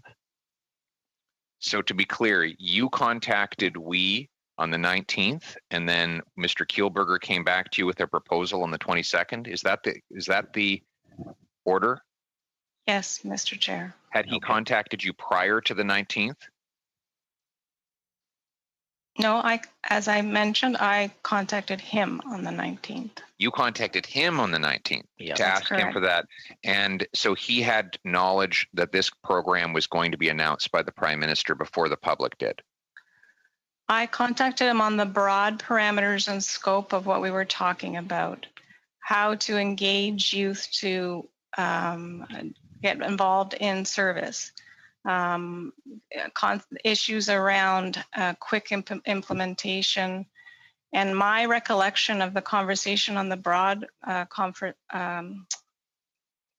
concepts with Mr. Kielburger was that he raised lots of expertise and concerns related to youth and engaging youth, and that not-for-profits were struggling in the COVID context, that it would be very challenging to keep them safe. So it would require virtual placements. And he gave some expertise as one of the largest youth service organizations on the concept. I am going to move on, but I'll give you time to think about where we're at here too, Pierre, and maybe you'll have to come back in a little later. I'll go to Ms. Sirowitz and then on to Mr. Fortin. Ms. Sirowitz. Thank you so much, Mr. Chair, and I want to say a huge thanks to Ms. Wilson and to Ms. Warnick for your great presentation. I think you were you were painstaking in terms of explaining to us the challenge that was before you, how little time you had. And I'm just going to interpret sort of what you've just said over the last minute or so, just because I want to make sure I understand it clearly. My understanding from what you've indicated is that there was a student package that was about to be announced on April 22nd. There was going to be a component around volunteer or student service. And so in advance, there was some discussion about who could be some different options. And there was a phone call, sort of like a exploratory phone call that was made to Mr. Kielberger at We Charity. And so it was an exploratory phone call, and then unsolicited, Mr. Kielberger ended up on this 22nd, when the announcement was made, submitting a proposal to the government. Do I have that correct? That is correct, Mr. Chair. Okay. I'm just going to add to that. Discussions prior to a public announcement is a regular course of activity. There's nothing strange about it. I've seen it all the time. And I think that was an important addition. Thank you, Ms. Wilson. And it's important also to understand we're in mid-April. This is 1 month after the lockdown, and we are in a very fast pace doing our very best to provide enormous amount of supports to Canadians. And the group we were focusing on was youth right now.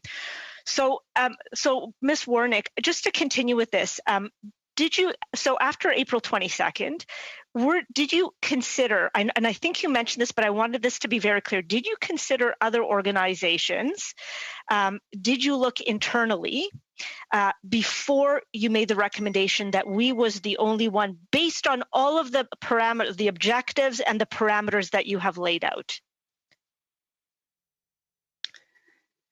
Mr. Chair, yes, we did consider other organizations. First, we considered our Canada Service Corps program partners. My team had been in discussions with them to explore the potential expansion of the program, and they had indicated they were struggling to deliver their existing contribution program in the COVID context. It's important to recall that this programming under Canada Service Corps is bringing groups of youth together and involves often traveling. And it was April, it was pandemic. Right. Then we assess the ability of other organizations focused on volunteering, such as Volunteer Canada. In our assessment, we were unable to identify a single organization that adequately met the need for broad geographic reach, technological capacity, and experience working with youth, particularly youth from underserved communities. And I also heard from you very clearly that there was this great desire to ensure that we had a program that was out by mid-May. I think there was that initial hope. So in a very short period of time as well. And I think that's appreciated because I think most university students and youth are on university break, and it provides them with an opportunity and time to be able to volunteer. Can I just ask a quick question? We had provided an unsolicited sort of submission to you, Ms. Warnick. Were there any other groups that sort of provided unsolicited proposals as well once the announcement was made? No. Okay. And then the next question I want to just clear up, just because I think we were talking about 19.5 million that was being paid to we, and then we went to 43.5 million. And if you could just maybe clarify for us a little bit, my understanding is that the whole $912 million for the program, it was for, it was sort of up to $912 million, and it was for, it was to anticipate up to $100,000 students. And so I think the original 9.5 million was for the first 20,000 placements. And if there was the next tranche of placements, then it would be the next amount. So it would go up to the 43.5 million. If you could just clarify that, I just want to make sure that that's clear for everyone. Mr. Chair, that is very clear. I think the funding envelope put against it of $912 million reflects the government's ambition to reach as many students as possible and provide financial rewards to them for rewards to them as many as possible. The vast majority of the funding for this was the grant payments to students and recent grads. As for the funding to support programming supports and delivery and supports to not-for-profits. That was linked to the number of placements. So you've described it correctly. This is a common practice in contribution agreements. Additional payments would not be made until there was proof of uptake and that the desired results were being achieved. And then I just have one more question, just actually on the contribution agreement, just because I think for the layperson, particularly the way, unfortunately, the opposition presents it. So the contribution agreement, we went to that because, again, it's for the expediency of this. But I don't want to give the public the impression that there was no oversight, there was no performance measurements, there was no accountability for the dollars. If you can, Ms. Wernick, if you can actually just talk to that, because I don't want people to feel that, well, we didn't go to a service agreement. So service agreement would have had to go to an RFP, which would have taken a lot of time. So we understand why that option was off the table. We stayed with the contribution agreement, but I want to give confidence to Canadians that there was oversight, there were performance measurements, and what those elements were in place. And if you can make that a fairly tight answer, Ms. Wernick. Mr. Chair, then if I could call on my colleague, Ms. Hébert, to answer as she's got the details of the contribution agreement. Thank you. Thank you, Mr. Chair, for the opportunity to speak to the contribution agreement. As was noted, there was a number of checks and balances that were integrated into the contribution agreement. So we did have a clear payment schedule. The payment schedule was very clearly tied to program activities that We Charity was to undertake to support the design and the delivery of the program. As well, the payment schedule also was aligned, so it was very commensurate with the expected uptake of the program. And so therefore, we worked closely with We Charity to, be able to negotiate that and to, determine what payments would be made at what moments. The other point that I would like to make is with the contribution agreement, it is subject to monitoring. It is subject to regular reporting. So We Charity was responsible to provide regular reports to the Government of Canada, like we do in all contribution agreements. Similarly, it was subject to all of the other requirements that contribution agreements that recipients are subject to. So things like audit, evaluation, and different program oversight measures, because it is ultimately a performance-based agreement that we are entering into with recipients. Thank you. Okay, thank you. Thank you all. Turning then to Mr. Fortin. Floor is yours, sir, followed by Mr. Angus. Merci, Monsieur le Président. Thank you, Mr. Chairman. Madam Wernick, good day.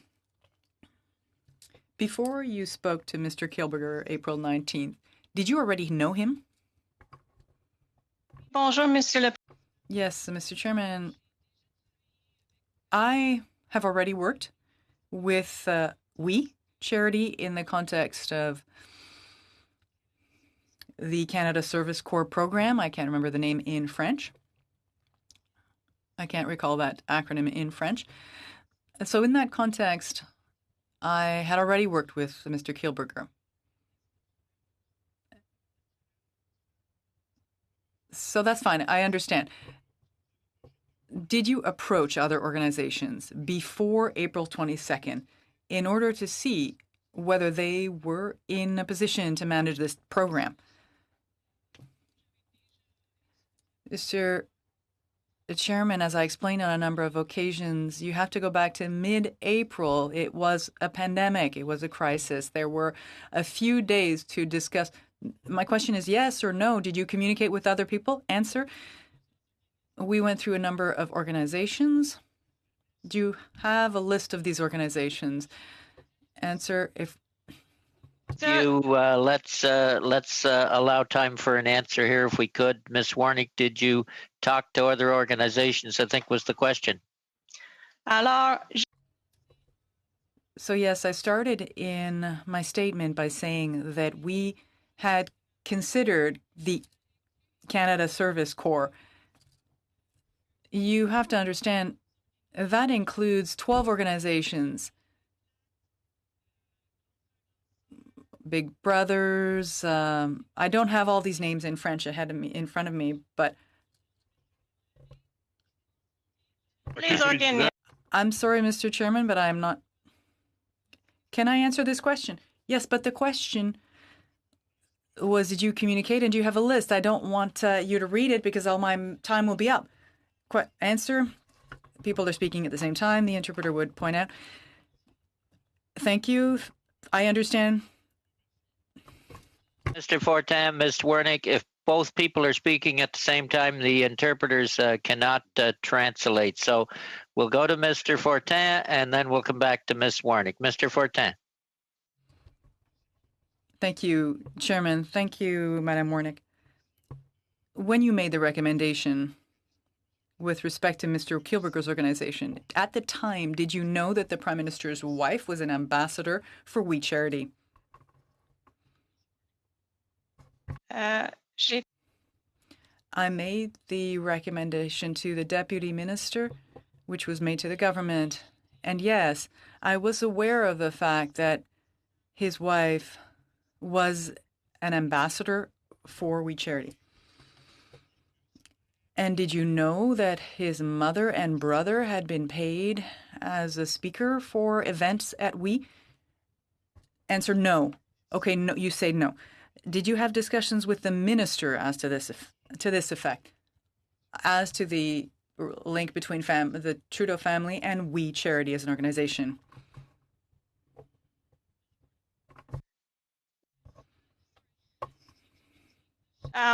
For the interpreters, just changing the language. So the department did not conduct or provide any assessment of potential conflicts of interest by public office holders. The onus is on the public office holders to uphold the guidelines. Mr. Fortin? The question was, did you have a discussion with the minister, Madam Chagger, or another minister regarding this question, the links between the Trudeau family and this organization that you were recommending at the time? Answer, I had no discussions to that effect.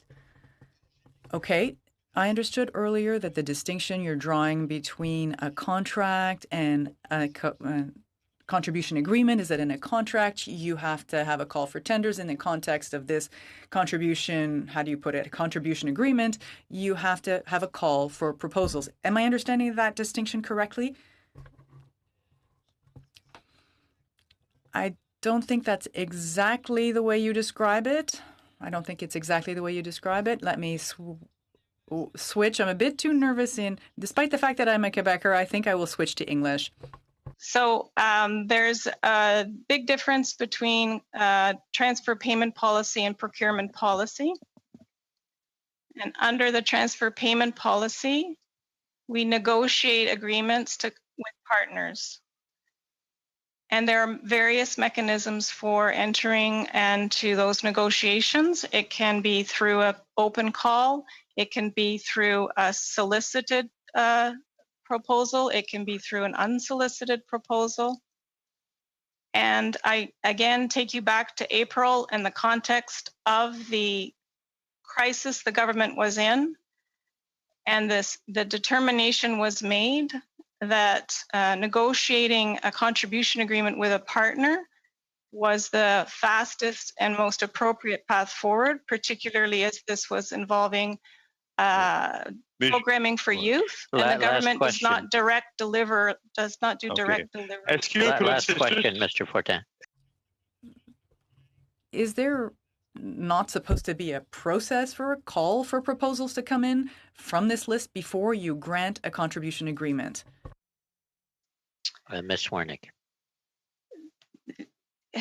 There is no specific exigence, or sorry, now I'm talking Franglais, a requirement to hold a open call for proposal. I will ask my colleague that is very expert in this to also provide the committee with additional information. Ms. Hebert.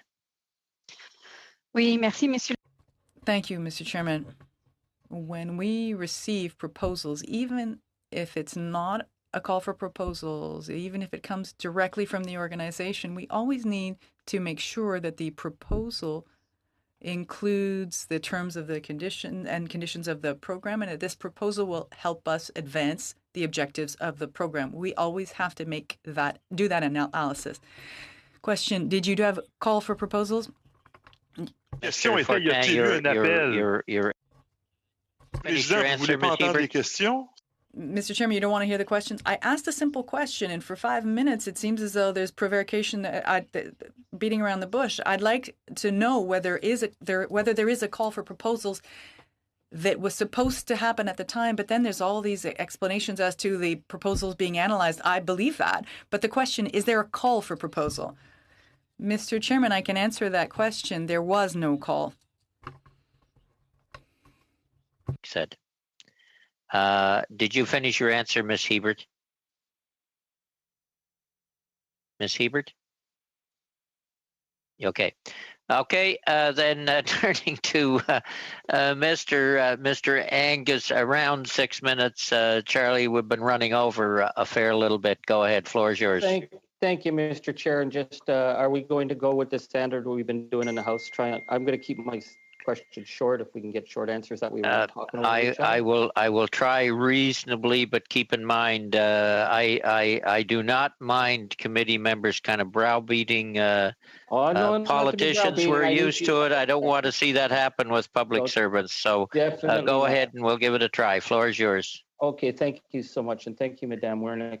So prior to the announcement on April 19th, if I understand you, there was a proposal from we that was circulating. It wasn't the same proposal, but it was a proposal. Is that correct? That's correct. Okay. And was that, do you know where that proposal was circulated? Did it As I mentioned previously, I would prefer to provide that to the committee to ensure completeness and accuracy of information by writing. Certainly. And you would provide the proposal as well? Yes, this is possible. Thank you so much. I guess because we're here for two reasons. One is certainly the connections to the Trudeau family that raised a lot of alarm bells, but the sense that because of the close connection with the Kielburgers and the Prime Minister that they got the inside track. So if there was a proposal that influenced the Prime Minister and you doing your due diligence as a civil servant called me. And Charlie, Mr. Angus, Charlie, I don't want to interrupt, but hold up your mic. The translators are having a bit of difficulty, and we want to hear the pureness of your voice. Oh, thank you, Wayne. I'm so sorry. Who's ever said that I wasn't loud enough? You're the first. So the question is whether or not we got the inside track. So if there was a proposal that the Prime Minister loved and then laid out the basic parameters. So when you call 3 days later, Kielburger's already, he's got the ideas, he's set to go. Is it possible that because they had already circulated this, that the Prime Minister set it up and then so you dutifully followed through? Ms. Wernick? Mr. Chair, I cannot speculate, but I can tell you that in the context that I was in mid-April in a crisis situation, I gave some options and assessments to inform the announcement by the Prime Minister on April 22nd, based on my expertise and experience with various organizations. And based on an understanding that there was a desire to launch this initiative within 3 weeks because it was a summer initiative that students needed to start taking advantage of as quickly as possible. Well, thank you for that. I just wanted to really clarify your position in how this is being played out because Minister Chagger said a number of times that this was your idea, that you came up with it, and I don't want you to be wearing this if this was a political decision. So I wanted to just clarify that. So I thank you for that. So the question was raised again about the Trudeau family links, and I asked Minister Chagger if this was raised. It would have seemed to me something that would have been red flagged because of the close connection between the Trudeau family, the fact that his mother and brother and wife were closely involved. Did you raise the Trudeau family connection as a red flag? Mr. Chair, I don't have any direct knowledge of that. And as I mentioned, the department does not provide assessment of potential conflicts of interest by public office holders. The onus is on those office holders to uphold the guidelines. Oh, I understand that. I guess that my question was, when you're making a proposal, you're going to have the plus and minuses, and this, this blew up in the government's face. So I was wondering who raised those red flags. So now just about the financing, because we heard 19.5, then we heard 43 million. I'm not interested in that number. I'm interested in the per student placement, other values that would have been identified. The minister said that it would come out later. What was the agreement, say, for onboarding fees and training that we would do? How much could they get per placement? So, Mr. President, you've been a president and a minister. Mr. Chair, as I mentioned, and as I think my colleagues have mentioned, contribution agreements lay out the funding, the broad program and policy objectives, the desired results, and then it is for the third party to determine, make decisions about how they achieve those results. So there were other fees, and this is what I'm concerned about, because about due diligence and performance measures. You said you needed a website that had a lot of bang. We find out when it opened there were 1,500 bogus placements on there. Did you do due diligence on this, or was this something that came up from we? So, Mr. Chair, I think is not an insufficient understanding of the digital aspects of this. When we were asked by the government to create the I Want to Help platform, our first reflex was to look at our job bank technology. So ESDC had made significant investments in the job bank infrastructure, and it met security and official language requirements. And that was the first phase of work on the platform. In the course of... sorry, we'll give you time, Mr. Angus. Finish, Ms. Warnick.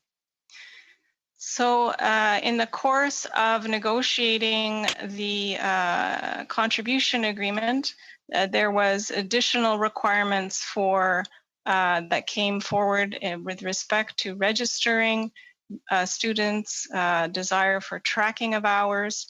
There was also issues around validating not-for-profits. Are they registered charities? There was a lot of desire to collect data about the students, and so that we could report.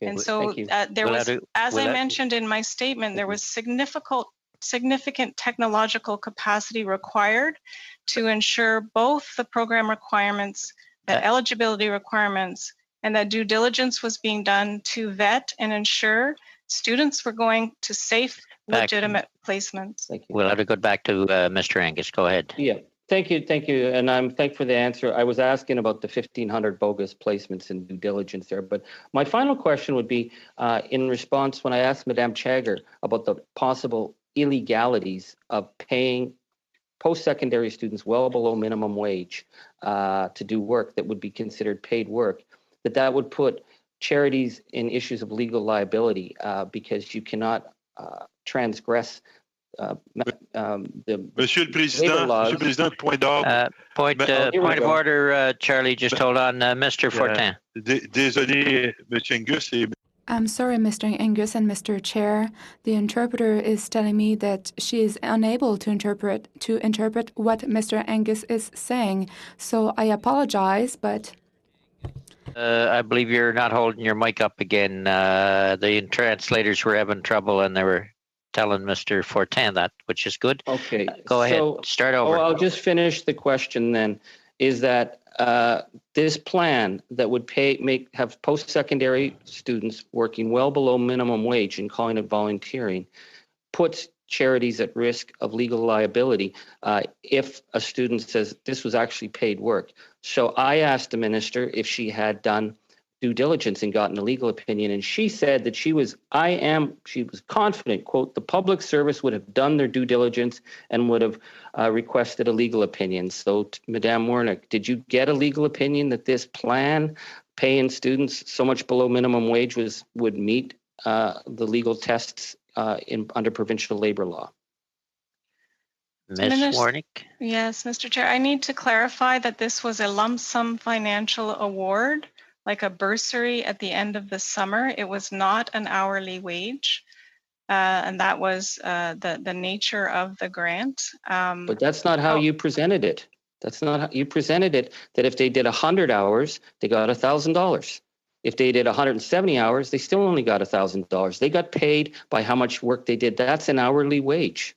Okay, that's the legal question. We'll have to conclude it there. I'll let Ms. Warnick answer. And I don't know, Ms. Hebert had her, I thought she might have wanted in earlier, but go ahead, Ms. Warnick. Very quickly, rewards are like that. Like air miles, you have to reach certain levels before you get a reward. In terms of the illegal advice provided, I am not privy. I'm not able to speak to that, as you know, because that would constitute advice to ministers and solicitor-client privilege. Oh, so it was advice to the minister. Okay, we're well over on that round as well. So we have 4 questioners up, and we'll give 5 minutes each to them, or 4.5. Mr. Barrett, Mr. McLeod, Mr. Polyev, and Mr. Fragaskatis. Mr. Barrett. Ms. Warnick, did anyone suggest you call Mr. Kielburger on April 19th?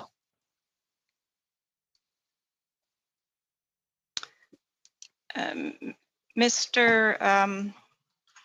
Chair, in the context of the mad rush to consider what could be done for the April 22nd announcement, several different organizations were talked about, and it was in that context that I offered to reach out and speak to We Charity, given that I had Did you call the head of any other organization around the same time? I personally That's a yes or no question. Okay, great. Is it typical that partner organizations are notified that they have been successful in becoming a partner via the Prime Minister's office, as was stated in this case by Mr. Kielburger? And Ms. Warnick. I cannot speak to that. That was a media report, I believe. And Mr. Kielburger clarified that, but surely there must be somebody in ESDC that can clarify that. Ms. Hebert, Ms. Wilson, or Ms. Warnick? If Mr. Chair, the question is whether or not somebody else talked to somebody else, I'm afraid we cannot speculate or provide opinions on things we don't have direct knowledge on. Okay, no, Mr. Barrett. Mr. Chair, that's a non-answer. The question was, is it typical that partner organizations are notified that they have been successful in becoming a partner via the Prime Minister's office and not by the ministry, as was stated in this case by the partner? So is it typical, ma'am, that it would be the Prime Minister's office and not you that would contact them? Is that typical? Let me take a shot at that if that's Ms. Hebert, okay. Yeah, go ahead. I'd be happy to help after Deputy Wilson weighs in.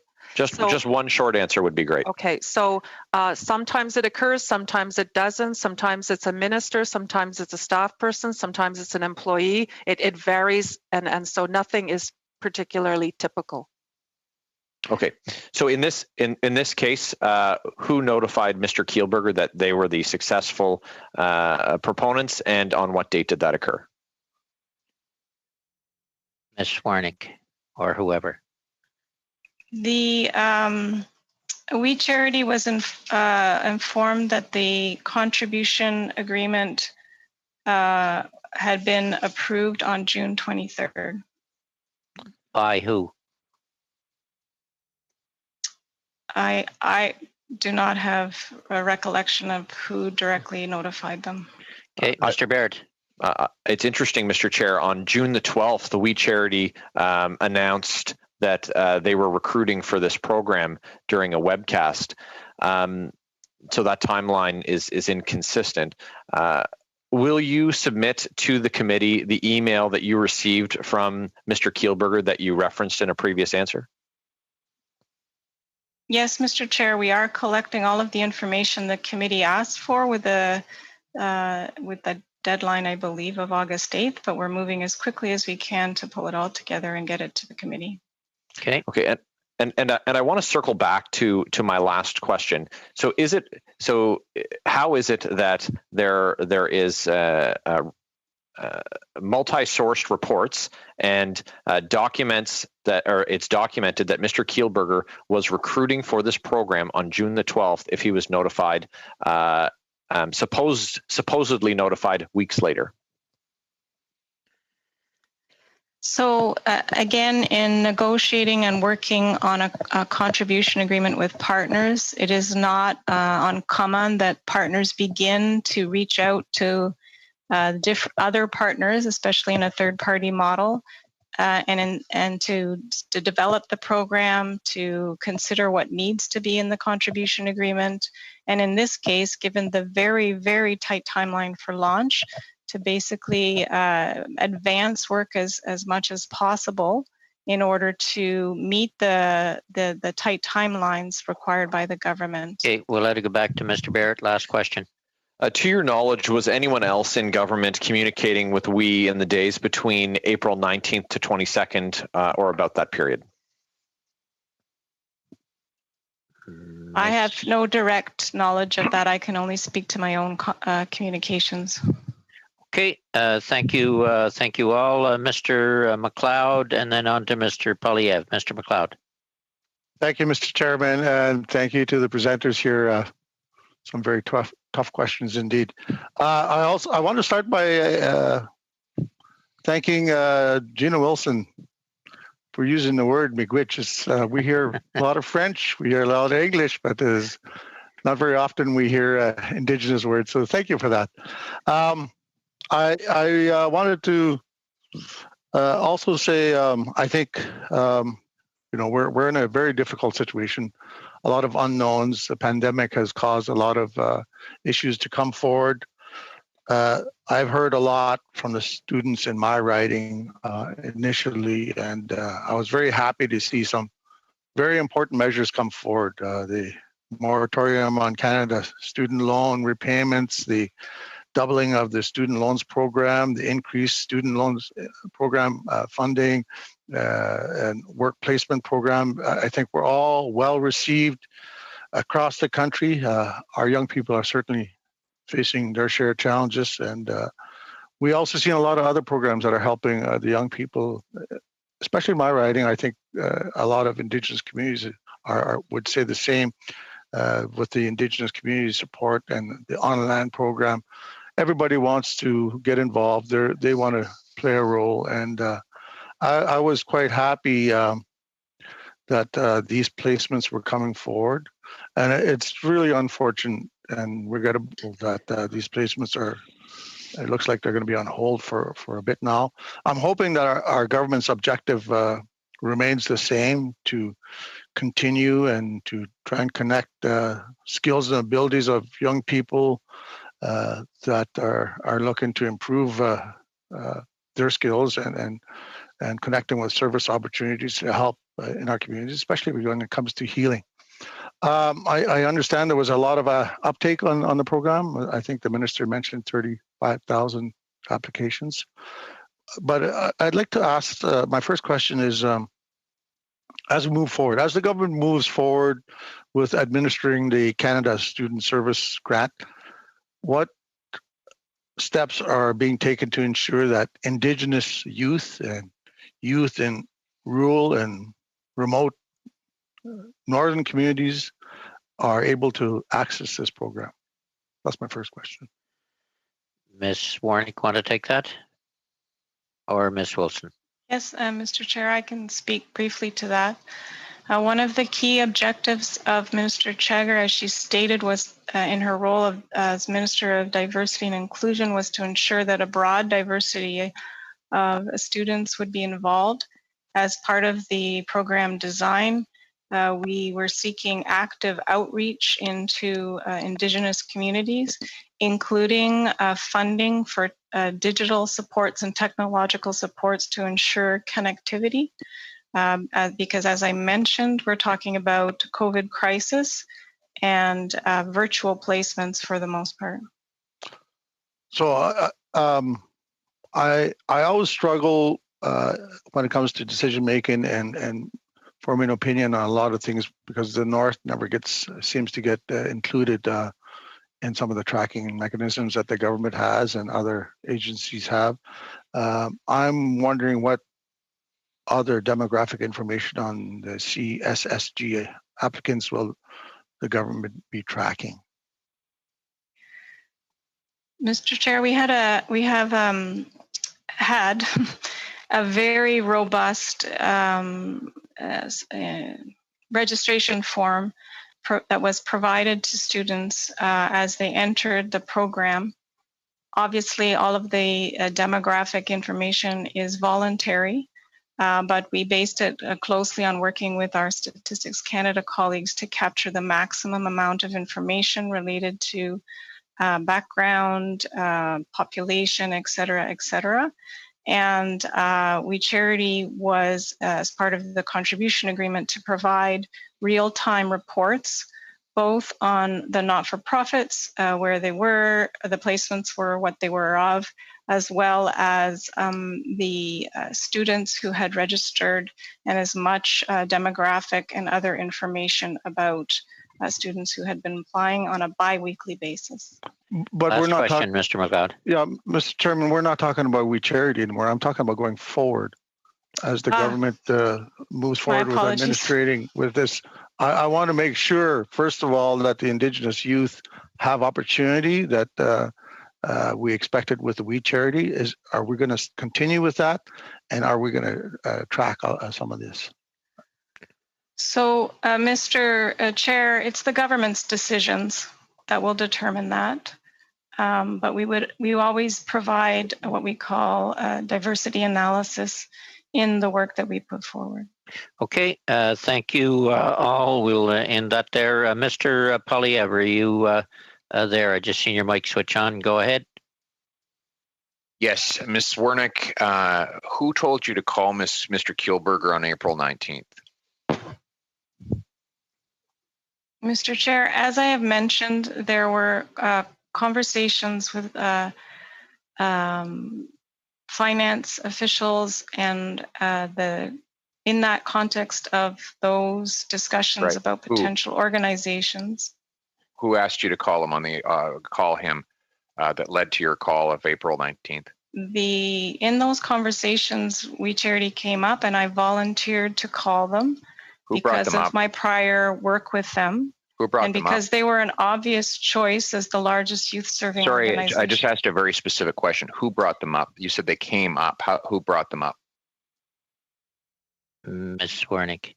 So we were having conversations with Department of Finance, and different organizations were mentioned in that context. I said, well, I know We Charity. I can reach out to them. So were you the first person that brought up We Charity, or did someone else bring it up before you in the conversation? To the best of my recollection, it was raised by the Department of Finance officials. Department of Finance officials. Do you have a name? The lead official that I was working with was Michelle Kovacevic at the Department of Finance. And that was the person who brought up We Charity.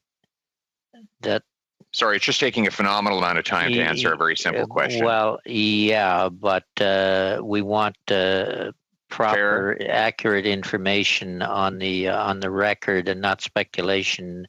And she was there, Chair. I know she was there, and I know it was a group discussion, is basically what she said. Ms. Wernick, you want to answer? Yes, that's correct, Mr. Chair. It was a group discussion, and to the best of my recollection, it was in those group discussions that the name came. So that wasn't the question. And so we've given the name of a finance official. We'll have to assume, unless you later correct the record, that this official was the one that brought up the name of We. And so now Pierre, I'm going to correct the record, Pierre. She said that individual was the lead for finance. So let's not speculate too far. Floor is yours. I'll ask one last time. And then if not, we'll have to consider whether we pursue this further and more formally. Was this official the one who asked you to contact we? Ms. Warnick. Yes or no? If not, I'll move on. Yes or no? I have to come back to, it was April context. It was, we were working 12-hour days. Right, that wasn't And I the question. remember several conversations, and I am not comfortable. You said that the minister, you said specifying the direction. My recollection. Mr. I'm not being Poilievre, allowed to answer, Mr. Chair. Poilievre, you're not allowing yourself to answer. Mr. Poilievre. No, I am trying to take you back to mid-April. This is not a court. I'm gonna. If we go over time on this panel, we will. And I don't want to see the witnesses browbeat. Ms. Warnick is doing her best. Give her time to answer. Ms. Warnick. Thank you, Mr. Chair. I think it is important, the context. 12-hour days, lots of different conversations. Everybody's working at home, mostly on conference calls.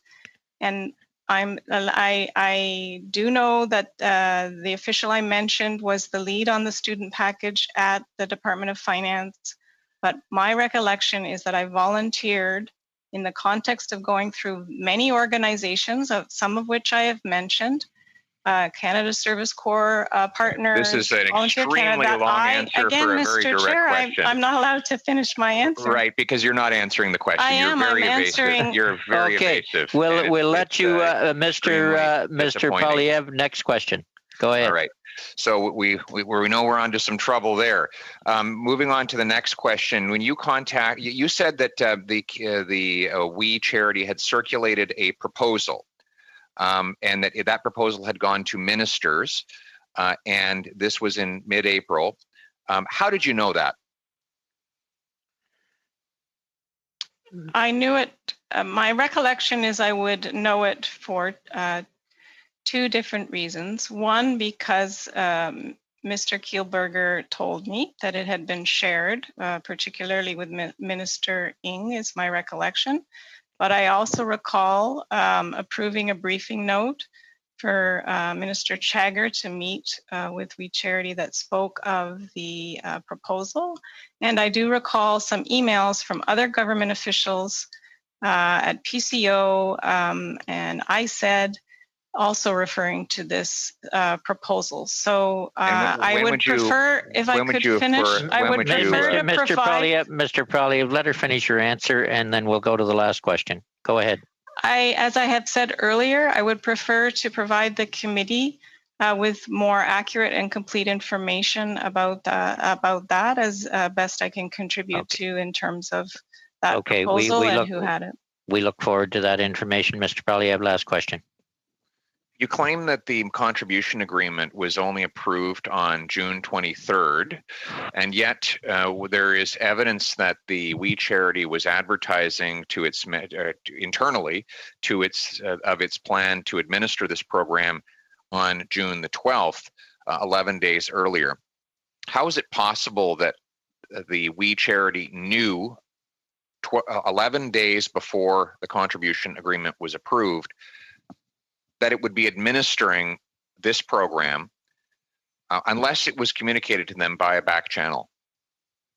We entered into a negotiation of a contribution agreement with We Charity in mid-May. And it takes, as anybody familiar, it takes many weeks to negotiate a contribution agreement. Any activities that We Charity took on during the period leading up to this finalization and approval of the contribution agreement were completely at their own risk. Okay, then we will have to end that series there. And last questioner, we'll go a little over in this panel. Mr. Fragiskatis, you got 5 minutes.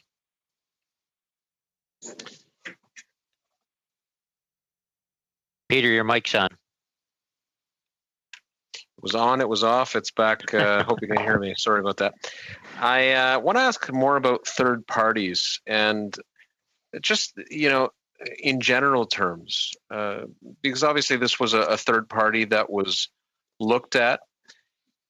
how common is it for governments to rely on third parties? I know that in the context of COVID-19, that the federal government has partnered, for example, with United Way, with Food Banks Canada.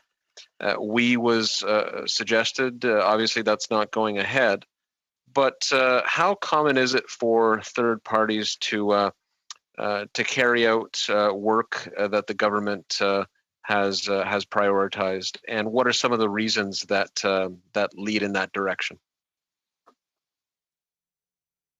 Yes, Mr. Chair, it is the primary vehicle used in grants and contributions programming is to work with third parties.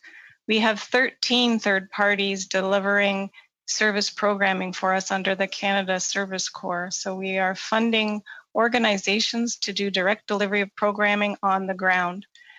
The government generally does direct deliver benefits and payments, as we've talked about with the CERB and pensions and things like that. But when it comes to delivery of programming in communities across the country, we're very much dependent on third-party organizations to deliver that programming and provide those supports on the ground. I don't know. I believe Ms. Hebert, did you want in there? If you do, raise your hand. Yes, thank you, Mr. Chair. So to just further build on the response that has been provided by my colleague, yes, we do work very closely with third parties in the context of contribution agreements. And so I just would like to sort of put on the table some of the factors that we would consider. So, you know, as my colleague has mentioned, the time frame in which we need to work, the volume of desired recipients who we ultimately need to reach. We would want to be able to, you know, leverage their networks, leverage their experience, you know, leverage their knowledge in this space. So my colleague has mentioned partnerships that we have, the work that we do with organizations in the context of the Canada Service Corps. We have also done this in the context of the Emergency Community Support Benefit, Community Emergency Support Program, where we're working closely with the Red Cross, the Community Foundations Canada, as well as with United Way Canada. Again, to support funding to seniors in their communities, we also established a contribution agreement with the United Way Centrale Canada. And this was to enable us to be able to, you know, disperse funds, really reach Canadians in their communities, and where we were really able to leverage the expertise and the networks of the third-party organizations to ultimately help us achieve the policy and program objectives that have been set out in these different programs and these different, you know, initiatives that we were funding. Like others, Peter, I'll give you some of that time back. Go ahead. That's appreciated, Mr. Chair. To Ms. Wernick or to Madame Hebert, whoever wishes to take it. Is it fair to say that in the context of COVID-19, with a public service that was squarely focused on helping as many Canadians as possible, millions of Canadians, and had devoted itself in that way, you know, reorganized itself, particularly around things like the CERB and other programs. Is it fair to say that the public service found itself, if not in an overwhelmed position, certainly in a challenged position, and that context helps us to understand, in particular, the need to reach out to third parties? If in the best of times, third parties are looked to, then certainly one would think that during COVID-19, third parties would certainly be looked to. Is that a fair statement? I think it's on mute. I think Ms. Wernick is on mute. Apologies, Mr. Chair. Yes, that is a fair statement. Okay. As we said, depending on the requirements, the speed of implementation, third party is used, and in the COVID context, as I think we've all mentioned, the department and the Service Canada's capacity was stretched to the absolute maximum. Last question, Mr. Chair. Are calls for proposals issued for every contribution agreement? So, Mr. Chair, I'm happy to take that question. So we don't issue call for proposals for every single agreement. The vast majority of agreements that we do manage, if they're annual calls and we're dealing with a high volume, like Canada Summer Jobs, in that particular instance, we do a call for proposal. But members will also recall that in this context of Canada Summer Jobs this year, we also solicited proposals. We also invited members of Parliament to bring forward proposals to our attention so that we could work with organizations who were delivering emergency community supports and critical services within their communities. So I think that's an excellent example of where you have a call for proposal, but where concurrently we also invited and we solicited proposals from employers to assist us. The last point that I would make, Mr. Chair, is the point that I had made earlier, and that at the end of the day, we have to assess all proposals. The proposals must be eligible, and the proposals must meet the terms and conditions of the program. And the proposals that we fund, ultimately, and the agreements that we enter into have to advance our program objectives. Thank you. Okay, we will thank you to you all. We will have to end it there. We're a little beyond our end time. I believe there was a number of questions that we would be expecting some answers back in writing for clarity. I think when you look at the if people are monitoring from the department, there's some answers we do need for clarity. I know everything will be provided in the call for documents by August 8th, but if there's some things you can provide related to today's discussion, that would be helpful. Mr. Chair? Yeah. Yes, Ms. May. Can I say something for 10 seconds? We'll give you 12. Okay, I just want to thank the officials because I remember what it was like in April. Workload was crushing. You were working 7 days a week. I really appreciate your work. That's a very good point to make, Elizabeth. And I was going to say in conclusion, I know as public servants during the COVID-19 pandemic, you've been working extremely long hours, 7 days a week, under a lot of pressure, and we understand that. And you did the public service from all departments has done tremendous work for Canadians and for the country, and we understand that. I also understand that we've probably added to some of that pressure on you today, and that's as a result of some decisions that got made somewhere, and it's our right as parliamentarians to look further in it, and we will be doing that. But I do know everyone appreciates the work that you've done for this country, and we certainly appreciate you appearing today and are answering our questions on this committee. I know it's not easy, but we appreciate you appearing today. So with that, we'll wish you to at least find a little time for a break this weekend if you can. So with that, we will suspend for 2 minutes and go to the next panel. Meeting suspended. Thank you all.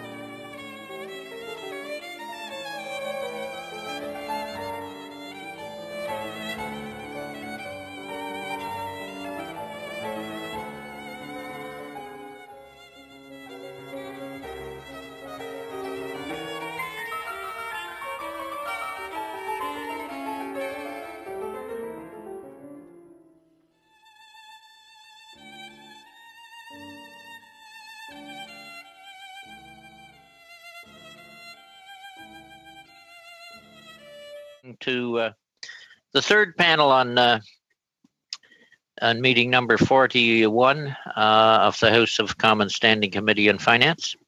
I know the witness knows, but we are meeting on government spending, We Charity, and the Canada Student Loans Service Grant. And with that, we'll welcome our witness for this panel. We have about an hour. Paula Spivak, President and CEO of Volunteer Canada.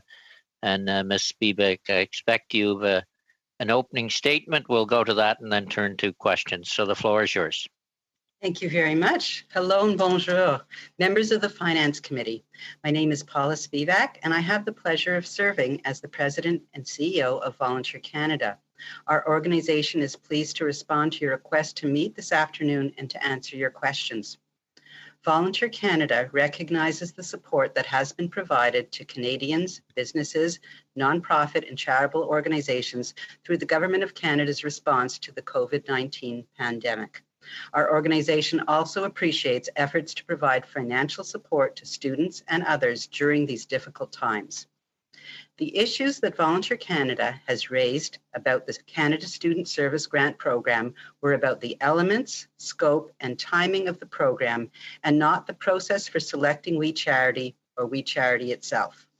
I will address these program issues after some brief background information. For those unfamiliar with our organization, Volunteer Canada provides national leadership and expertise on volunteer engagement in collaboration with more than 200 local volunteer centres, provincial and territorial associations, as well as corporate community engagement leaders, educational institutions, and federal departments. This includes our past work with Public Safety Canada on issues related to screening volunteers working with vulnerable populations, with Statistics Canada on the General Social Survey of Giving, Volunteering, and Participating, with CRA on the Advisory Committee on the charitable sector, and with Employment and Social Development Canada on a range of topics, including youth engagement and the contributions that volunteers make in achieving the UN's Sustainable Development Goals. In the first 3 years of Canada's Service Corps, Volunteer Canada, along with volunteer centres, created the Pan-Canadian Volunteer Matching Program that provided a central place for youth to search, prior to the pandemic, an average of 73,000 volunteer opportunities from around the country. This work also involved the production of tools for youth to explore their passions, their values and skills, to identify transferable skills for their educational and career paths, and to reflect on critical social, economic, and environmental issues. Both the platform and these tools are now publicly available on our website. Many volunteer centres have taken on the role of mobilizing volunteers as part of the pandemic response. Several provincial and territorial systems were designated by their governments to serve this purpose, including Je Bénévole in Quebec, Volunteer Connector in Alberta, Volunteer Yukon, and Volunteer Nova Scotia, and many others. These COVID-19 volunteer opportunities are also accessible through our platform. On April 24th, 2 days after the Government of Canada's announcement of the Canada Student Service Grant Program, Volunteer Canada got in touch with the Office of the Minister of Diversity, Inclusion and Youth, as well as Canada's Service Corps, to offer support and advice on the design of the program.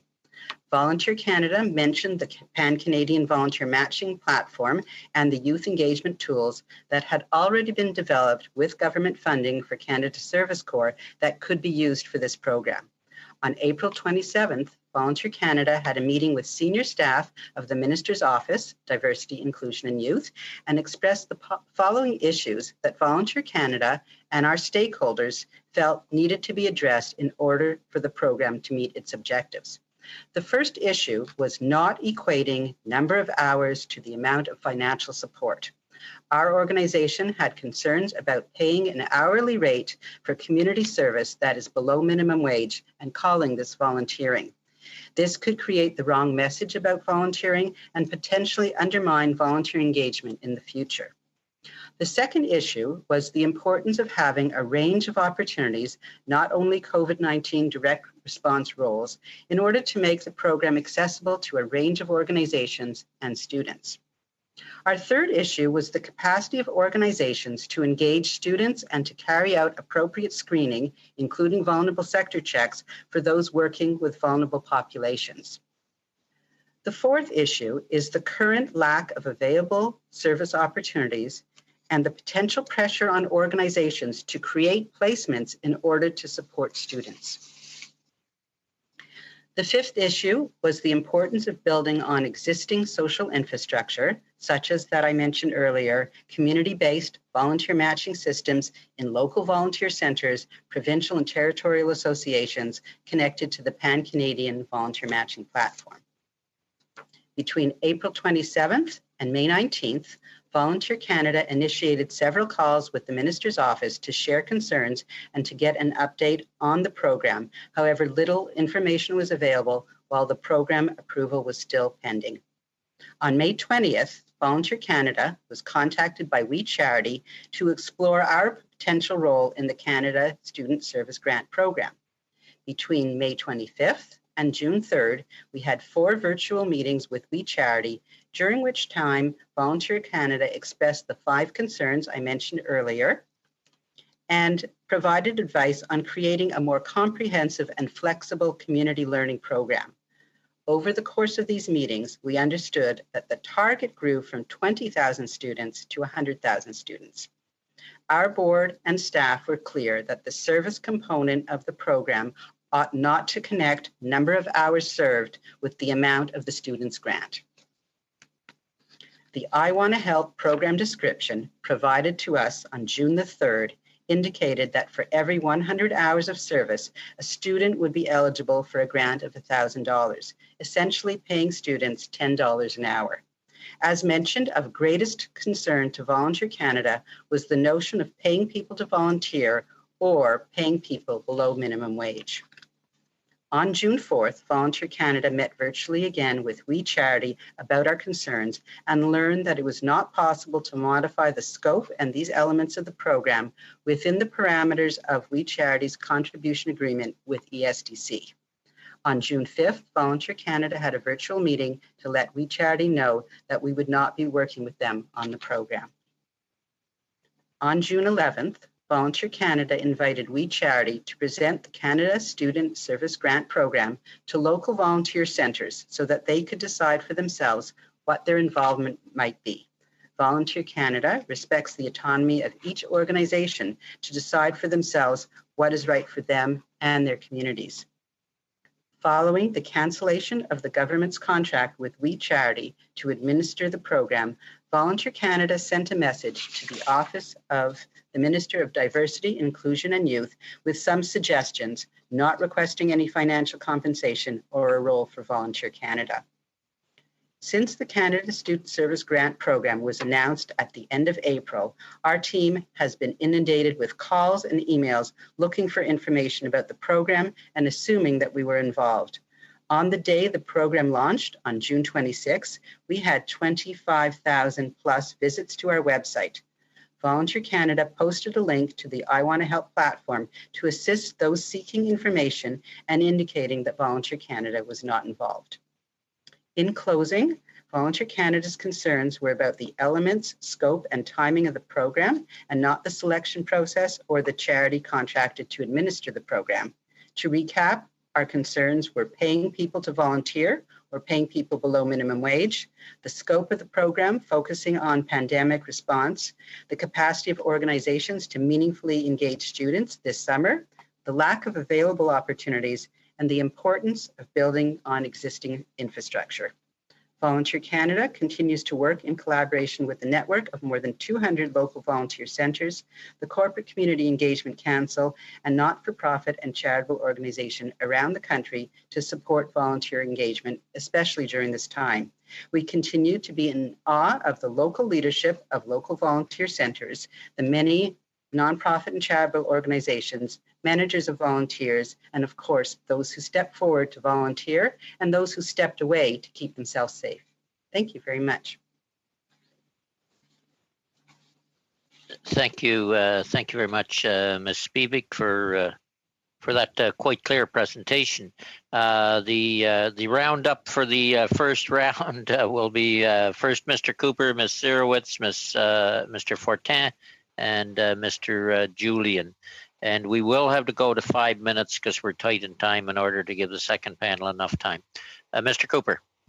Thank you, Mr. Chair. To Ms. Spivak, you had indicated that Volunteer Canada contacted the Minister of Diversity, Youth, and Diversity and Youth on April 24th, and had a number of conversations with the Minister's office. So I presume at all times it was Volunteer Canada that initiated contact with the Minister's office?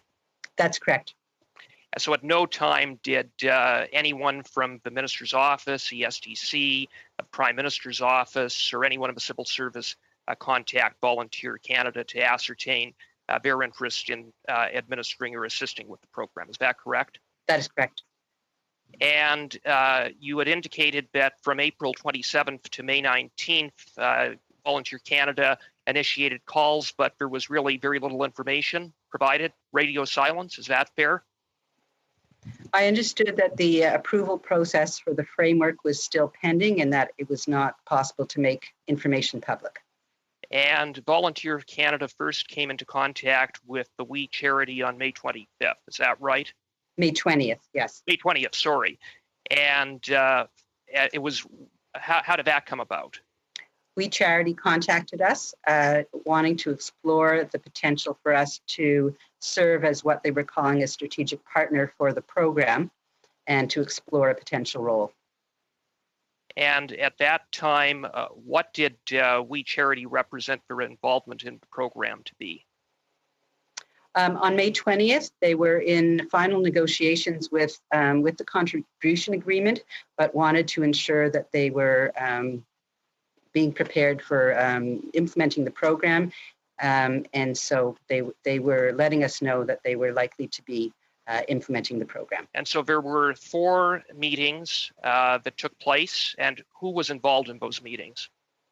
There was the executive director, someone in charge of partnerships, someone in charge of programs, and other staff members that would be involved with creating training and other elements of the program. Right. And so were the Kielburgers involved?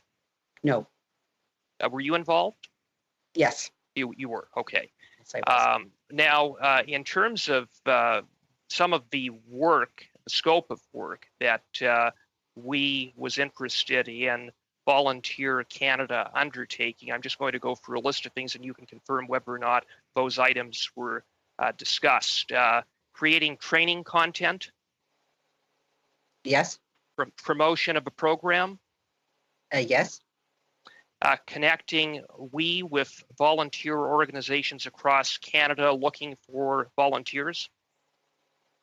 Potentially connecting to volunteer centers, yes. To volunteer centers. Yes. Okay. Screening? No. Onboarding? No. Training? No.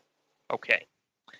And it's fair to say that the reason that we was approaching Volunteer Canada is because of the extensive network that Volunteer Canada has with not-for-profit organizations across Canada? I believe they were interested in our connections with the network, as well as expertise in volunteer engagement. Volunteer engagement. And that would be experience that it would be fair to say we didn't have a track record of. Is that fair? My understanding was that their experience was in youth engagement and connecting with schools, and that they were looking to us for that additional expertise in volunteer engagement. Yeah, so they didn't have a track record of connecting young people with not-for-profit organizations, and they were looking to Volunteer Canada, your experience, your expertise. Am I correct? Expertise in volunteer engagement, correct. Volunteer engagement, and volunteer engagement would include things like volunteer matching? Possibly. I can't speak to their experience with volunteer matching. Now, in a June 28th Globe and Mail article, you were quoted as saying, quote, there would have been fees for that, closed quote, in relation to work that we was offering to pay Volunteer Canada. Could you elaborate on what you meant by fees? They indicated that there was a fee of $100,000 to serve as a strategic partner within the program. And that would be a flat fee? Or could you elaborate on what that payment would be? We did not start to negotiate a memorandum of understanding. That would have been the next step, but given the fact that we had concerns about program elements, we weren't pursuing that. Last question, Michael. We're a little over. Go ahead. Okay, so what was the explanation provided by we as to why was there no they didn't take you up on any of your recommendations in terms of some of the questions you had about the program delivery and the elements provided therein? My sense was that there were some things that where there was the flexibility to incorporate. So, for example, community learning and other elements. However, the key issues that were of concern to us, which I've outlined, there was not flexibility to modify those. Okay, thank you both. Just a point of clarification, what do both of you mean? Maybe either you can explain it. Onboarding, what do you mean? Onboarding. Well, that's a type of training, and it was in the government's press release in relation to work that we was undertaking. Okay. All right. We'll have to ask the government then. Maybe they can define it for me. Then we'll turn to Ms. Zerowitz and then on to Mr. Fortin. Ms. Zerowitz. Thank you so much, Mr. Speaker, and I want to thank Ms. Spivak. Thank you so much for being here. Thank you for your leadership and for everything that you do with your organizations to create stronger communities and a better Canada. I want to talk to your point about volunteers should not be paid should not be paid an hourly wage. Just in terms of a lot of the information that's come out today, and I think just in understanding what our government's been trying to do. In mid-April, when we go back in time, we knew, well, what we didn't know is we didn't know the details of how things would unfold. And so we were urgently trying to support big groups of Canadians. And so there was this huge desire to make sure that we were helping our youth. And the $9 billion sort of program was created. There were 4 key elements. And there was a very strong desire to have a service/volunteer component that was part of it. And there was a huge desire to ensure that we were providing opportunities, not only for as many opportunities as possible to support our youth, because we knew that for those that are university or in colleges, their year was kind of ended very quickly. They probably weren't going to be able to access many of the opportunities or jobs that they were thinking about during the summer. And we had no clue what was actually happening in the fall. And so I think, all the 4 programs were meant to try to give as many opportunities as possible for youth to gain experience, to do something meaningful, and to earn a little bit of money in order to continue to support their ambitions in terms of training and more education.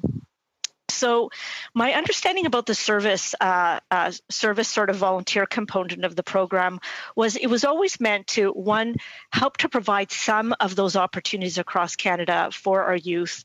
2, it was also meant to help a lot of our not-for-profits, because we were hearing, and the information we were getting was that they were desperate to get some additional help to support maybe some COVID-related additional need that was in various communities right across this country.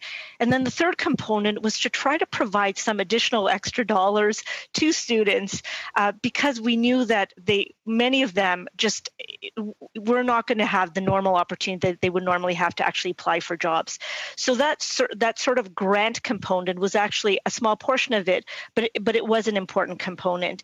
And I guess my question to you is, would you say that there's mixed opinion within sort of like the charity, not-for-profit sort of sector around whether or not it's okay to provide stipends or grants versus not, versus paying for or providing that? And I think before you even answer that, I do want to stipulate, for us, I don't think the intention ever was to provide an hourly wage. It really was a stipend or grant, and it really was to provide some additional financial support. So it was never meant to be an hourly wage. That was never the intention at all. And again, it was part of a huge bucket of $9 billion in multiple programs to be able to do everything we possibly can to help our youth not to be at a complete loss or detriment because of this COVID, and to do everything we can to sort of provide them with as many opportunities as possible to grow their skills and try to earn some dollars while trying to serve their respective communities. So would you say that there's mixed opinion within the industry around whether stipends and grants is appreciated? I can't speak for all organizations in the sector, and of course you would always find mixed opinions, but I do want to get back to the three things you raised. So the desire to provide meaningful opportunities to students, the desire to support students financially, and the desire to help nonprofit organizations with their needs for volunteers. I think that in April, many things were new to many organizations, and as weeks went on, things quickly changed. For example, many organizations did switch from an in-person service to virtual services, and were able to help volunteers make that transition as well. In addition to that, many governments had announced a call for volunteers to come forward and help. So the condition that you're referring to in early April, when the thought about helping organizations with their need for volunteers, I think that changed drastically as time went on. That's not to say that there are no organizations still in need of volunteers, or no organizations or no communities that do need that. So I think that's one thing that's changed. In terms of opportunities for youth, I want to point out that youth have always had the highest volunteer rate of all ages, and are very generous and committed to community, and all year round have been involved in volunteer opportunities. So the idea that we need to provide an incentive for youth to volunteer, I would question that. In many, many cases, in most cases, youth are very generous with their time. In terms of support to the sector, I think that, again, that has changed, that the opportunities that are available now, you've probably all heard about these sites where people have come forward, registered their willingness to volunteer, and have not been called back. Some have and some haven't. So we do know that the available and the opportunities and the volunteer needs in organizations is changing. Okay, we are going to end that slot there. Then we'll go to Mr. Fortin, followed by Mr. Julian. Mr. Fortin. Thank you, Mr. Chair.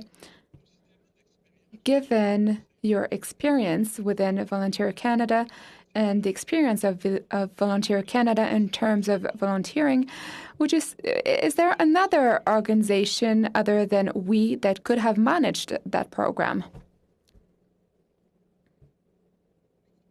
Organizations in the sector that have different areas of expertise and experience related to elements of the program.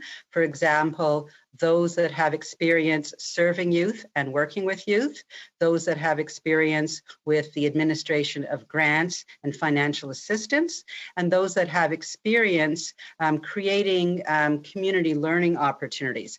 There are also, of course, organizations that have the experience matching people with their skills and passions to opportunities in organizations. So I would say that there are many organizations in the sector that have some of the experience and expertise that could be required for that type of program.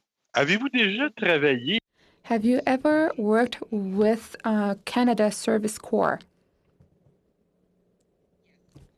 First 3 years of the program, Canada Service Corps, Volunteer Canada did create this platform for connecting youth to opportunities around the country.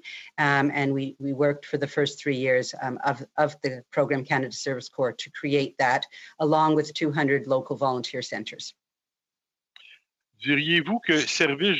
Would you say that Canada Service Corps could have done the same work as we in terms of managing the program, in your knowledge?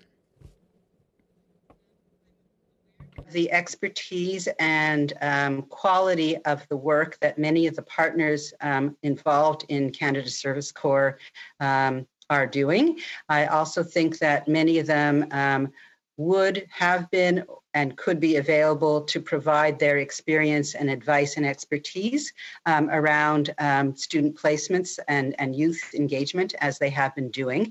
Given the fact that there are those various components, that being administration of financial assistance and grants, as well as providing community service learning, placements and volunteering, I think that again, a consortium of organizations. C'est un travail d'équipe.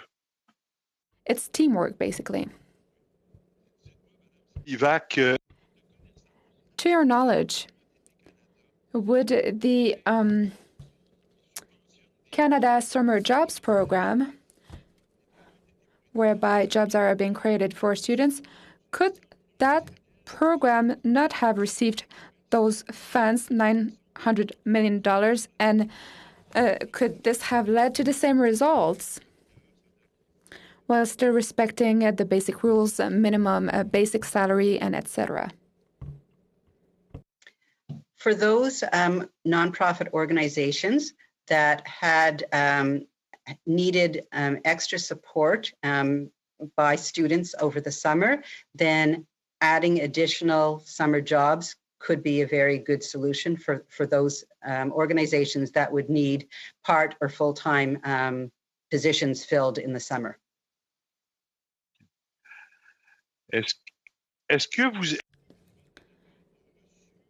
Did Volunteer Canada receive a call for candidates to manage this program? I'm talking March and April, thereabouts. Avez-vous été contacté par... Were you contacted by someone within the government offering you to manage this program with the $900 million? Non. Est-ce que si vous aviez... Had you been contacted to do the same job as we, would you have been in a position to do it? There are two parts to my answer. The first one is that the philosophical issues that I raised, our organization feels strongly about that and would have wanted to ensure that the program design respected the philosophy of volunteering and was also meeting a real need within the nonprofit sector for help. In terms of did we have the capacity and do we, as mentioned, the various components, we have not worked directly with students ourselves as an organization, nor have we administered financial assistance. Those two components were not things that our organization has done in the past. Our expertise is with volunteer engagement and creating the Pan-Canadian Volunteer Matching Platform, which has the capacity for individuals to search. Avez-vous déjà... Have Volunteer Canada ever managed such envelopes, partnering with other organizations, for example, for certain services? Volunteer Canada has been involved in a number of large-scale projects that have been carried out in collaboration with others. Thank you. Est-ce que vous croyez que vous auriez été en mesure... Do you think that you would have been able to do so here, to partner with other organizations to manage this program? Before we'll go to Mr. Julian next, then Mr. Cooper, Ms. Koutrakis, and I believe Ms. Goodrow wants in. and Mr. Fregascottis, and we'll close after that. So, Mr. Julian. Thank you very much, Mr. Chair. Thanks, Ms. Spivak. Mr. Chair, point of order. The interpreter is not hearing you well. I got my mic up on top of my head. I know. Sorry. Hidden all amongst my hair. Mr. Julian. Mais on aime tellement vous Thank you for that, Mr. We love hearing you, Mr. Chair. Take some time to recover, I think. Ms. Spivak, thank you for your very detailed presentation. I wish the minister had been as forthright in laying out the timelines over the course of the last few months. It's very, very useful. And of course, we hope that you and your family continue to be safe and healthy in this pandemic. We've learned a lot of things from this first meeting. We've learned that that we would be getting as part of its benefits up to $43 million out of this program. That's something that people were unaware of before this meeting.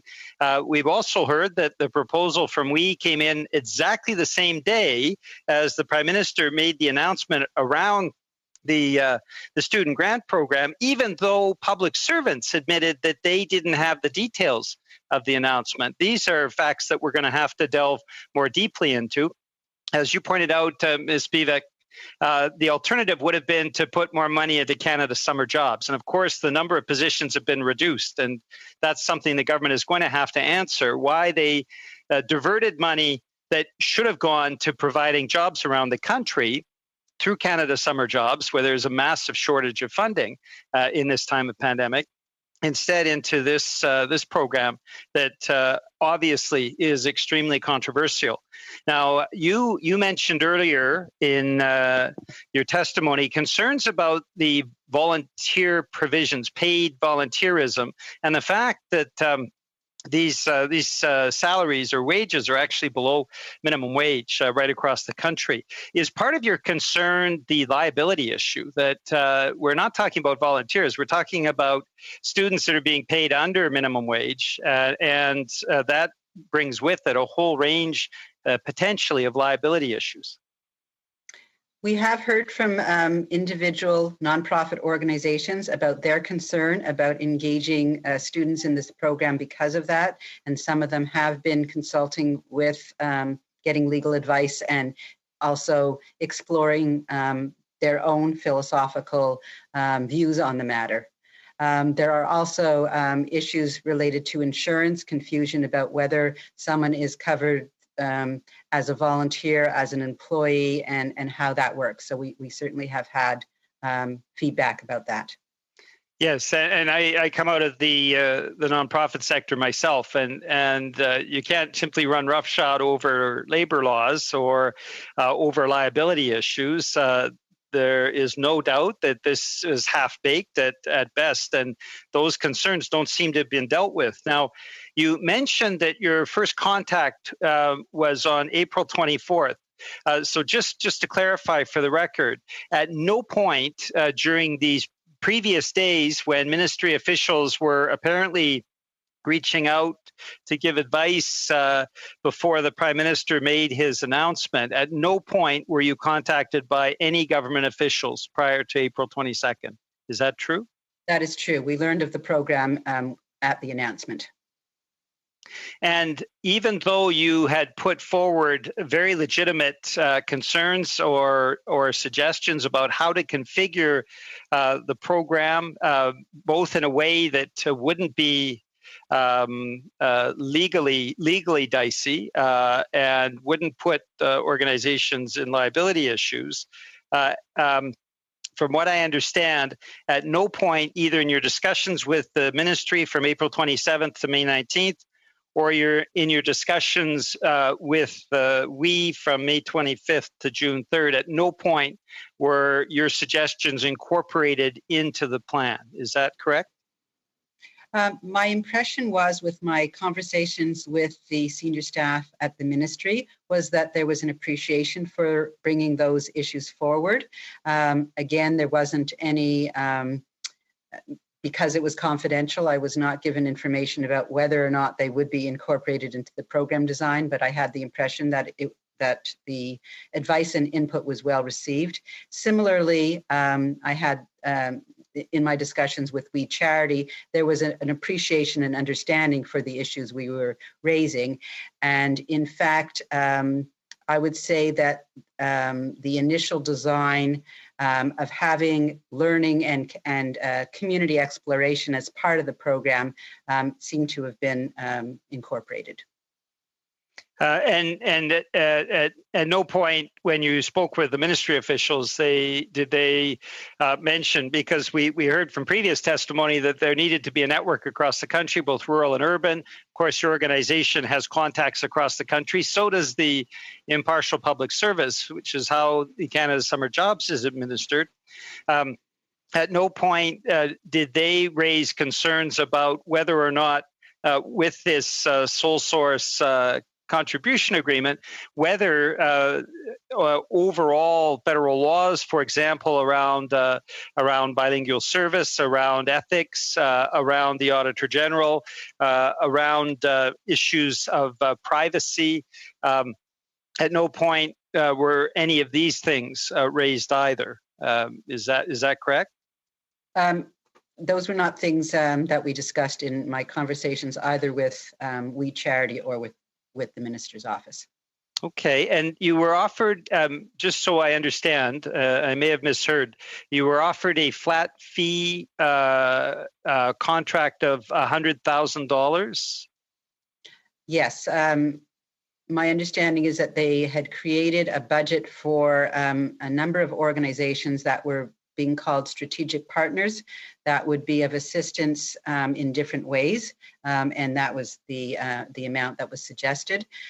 When that was suggested to us, again, as we were exploring what the elements of the program were, we suggested that we get a better understanding of what role and the tasks we would be performing so that we could cost it out and see what was feasible in terms of compensation. But that was the amount that was mentioned to us.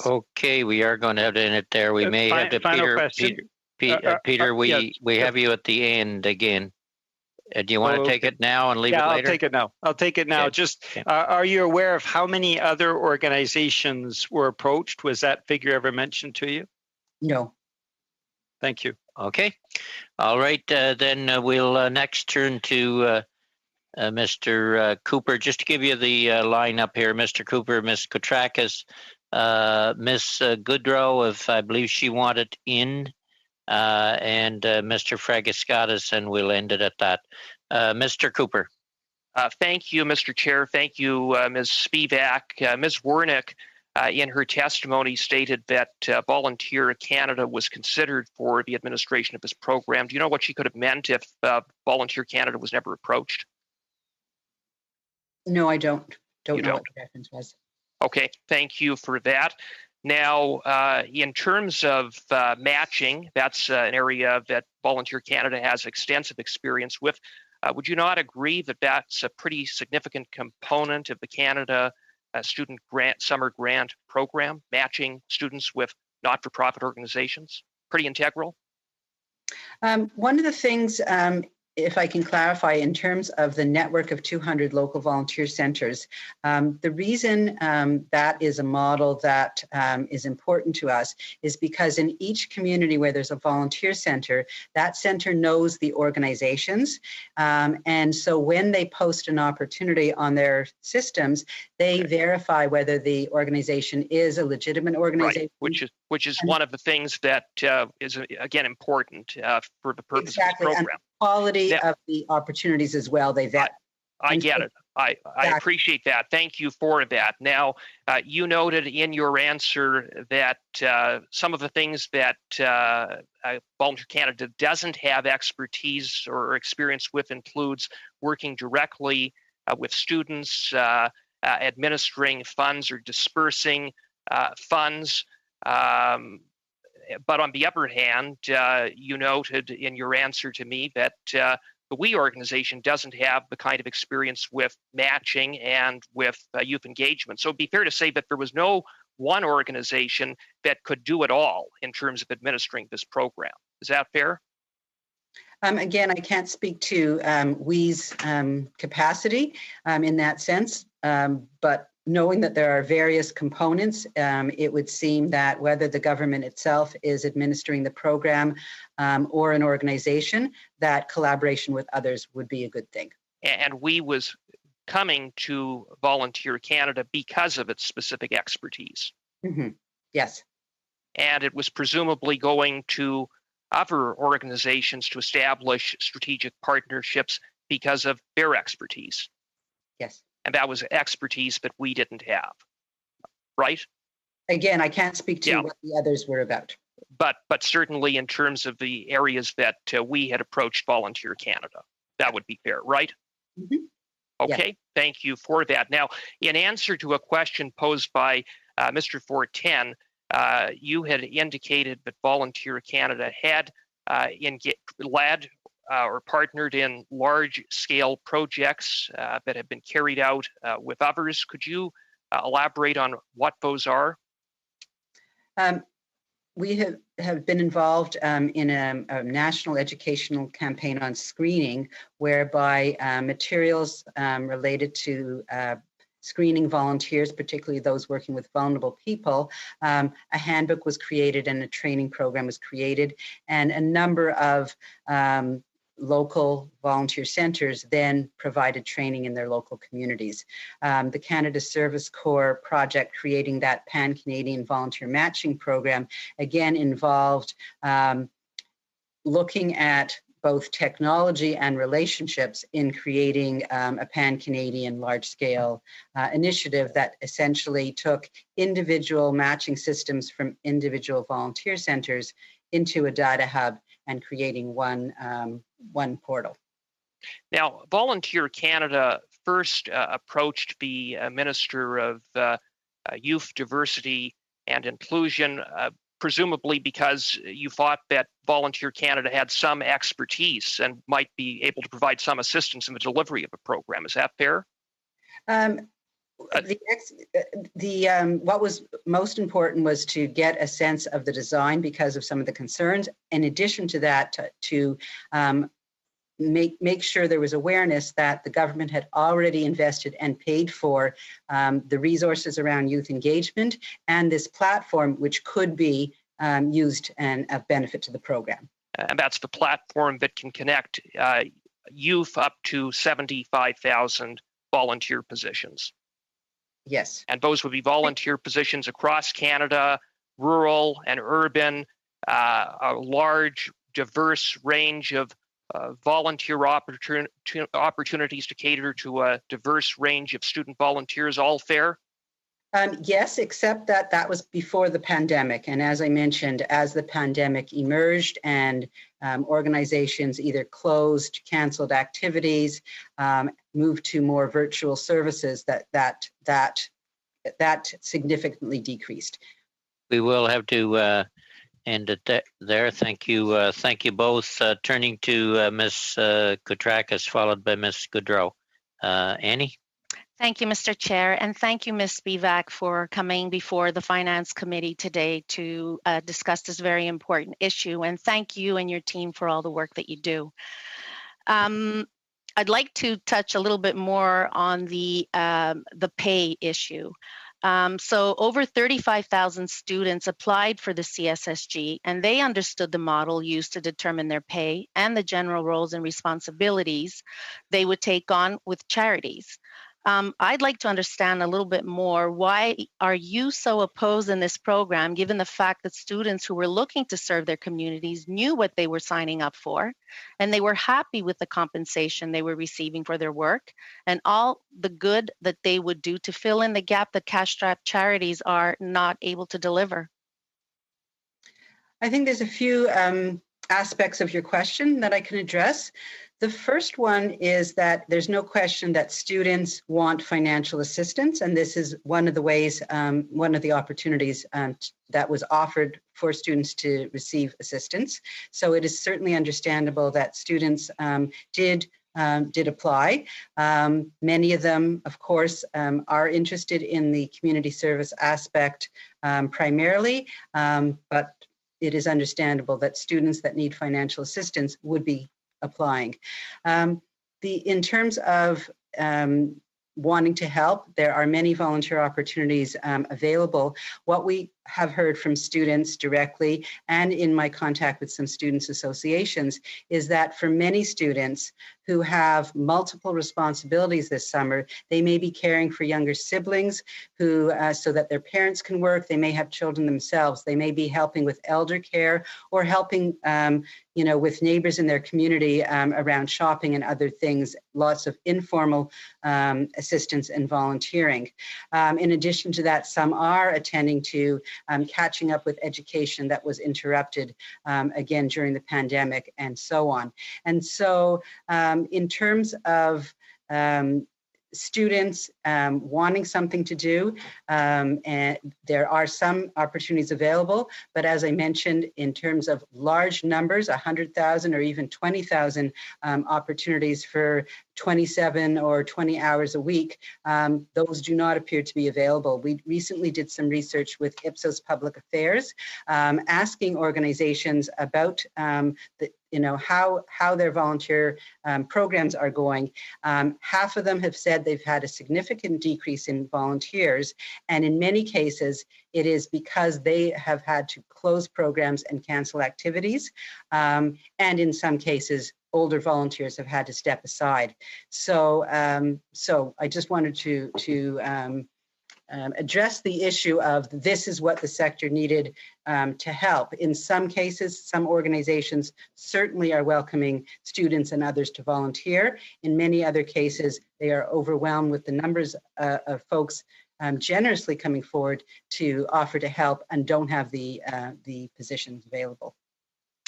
And turning to what the officials said today, they indicated that they needed a third party for the CSSG to provide direct support to youth with special needs, that has the capacity to evaluate quality opportunities, that has the ability to make grant payments to students in a short period of time, et cetera, et cetera.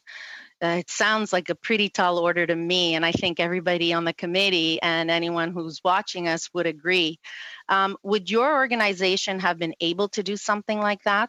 And if so, would it have required some financial support from the government, or would you have been able to do it out of pocket and on your own? As I mentioned earlier, there are many elements of that program that Volunteer Canada does not have expertise or experience with.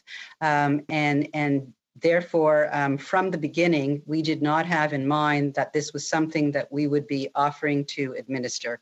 Our assumption was that it was going to be administered directly by government or by Canada Service Corps. We weren't aware that it was being contracted or contribution agreement with an external organization, although that, of course, is an option, but that was not something that Volunteer Canada was putting our names forward to do.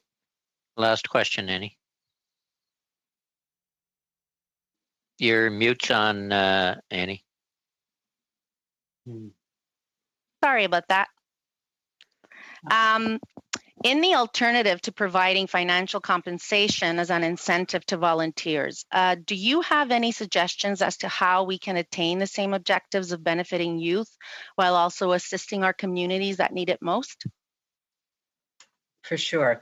So in terms of providing grants to students, I think that students can apply for the grant, indicating their need. And if part of the program is to then say to students that this allows you the time to do a number of things, including attending to family, helping out in neighborhoods, furthering education, healing from illness, a number of things, then students could indicate that. So the financial assistance could be available. The ability to attend to the things that are important to life, to their lives this summer, can be attended to. In terms of providing opportunities and promoting the availability of actual volunteer needs in organizations. That can be done separately as well. There are many, as I mentioned, volunteer centers. There's the platform. Those that are interested could certainly find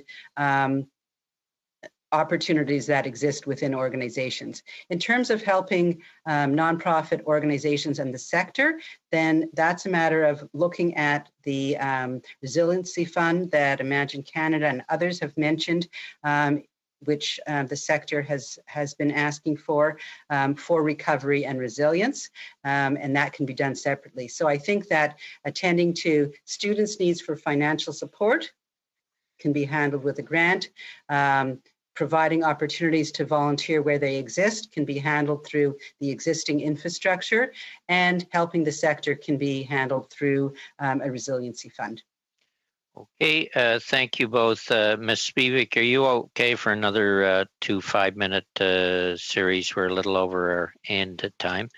So we'll go to Ms. Goodrow for 5 minutes and then wrap it up with Mr. Fragiskatis. Ms. Goodrow. Oui, bonjour, madame. Yes, good afternoon, Mrs. Spivak. It's very kind of you to stick with it and stay with us, because we're talking about volunteerism, we're talking about compensation or rewarding it. One of my first questions would be, what is what is your definition of volunteer or volunteerism, Volunteer Canada's definition? Has evolved for sure, but essentially when somebody assists others outside their household without financial compensation and for public good, that's considered volunteering. And over time, there's been an acceptance that there's a spectrum of involvement. So it could be somebody who keeps themselves informed about an issue if they're interested in recycling or youth homelessness, and they keep themselves informed about an issue. Further along, they may actually do something to support that issue. Further along, they may be actively participating with an organization or informal. Merci. Êtes-vous d'accord avec moi? Would you agree with me that volunteerism is, in fact, based on a voluntary basis, based on an individual's interests in life? This is absolutely. Yes. Excellent. Moi, en fait, où je vais... Very good. Well, previously we were talking about time pressures. It had to be done quickly. We had to find solutions. And of course, there were some shortcomings in the process, perhaps. But considering that youth would have interests that are voluntary, and they would be incentivized, as they say, for their efforts, I think the Canadian government was a little bit slow off the mark, without really minimizing the benefit of volunteerism. If we were to offer a sum of money of some sort to give to our youth to participate in an existing structure.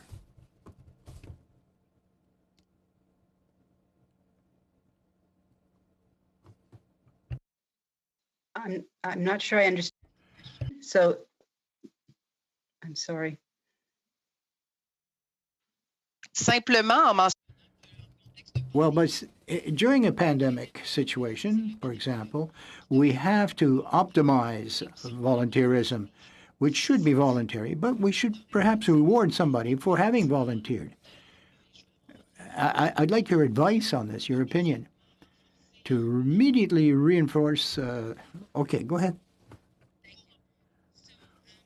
Are really fortunate in Canada, as with many countries around the world, that people are very generous of spirit, particularly in emergencies and difficult times. So there is an abundance of individuals who have stepped forward willing to volunteer. And as I mentioned, there are many systems set up by provinces and regions and locally, where there's been a call to volunteer and thousands of people have come forward. It's human nature when you can do something to make the world better, you want to do it. So the motivation and inspiration for volunteers is to help others.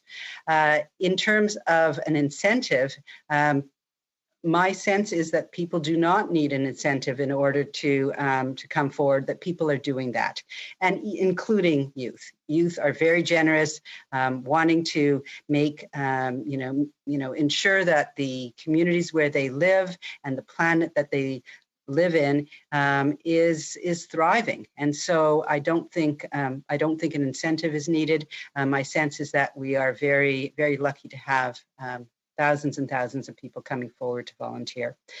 For students who need financial assistance, I think that can be handled, again, through grants separately, and thereby also giving the message that those who are interested in volunteering, there are some opportunities and that can be checked out, but not to connect them.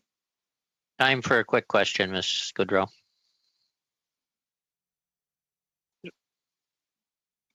Je vous remercie. En fait, Well, thank you. But that was a very complete answer to my question, and it leads me to observe that, or ask, what's the perception of government assistance when it comes to the administration of these programs?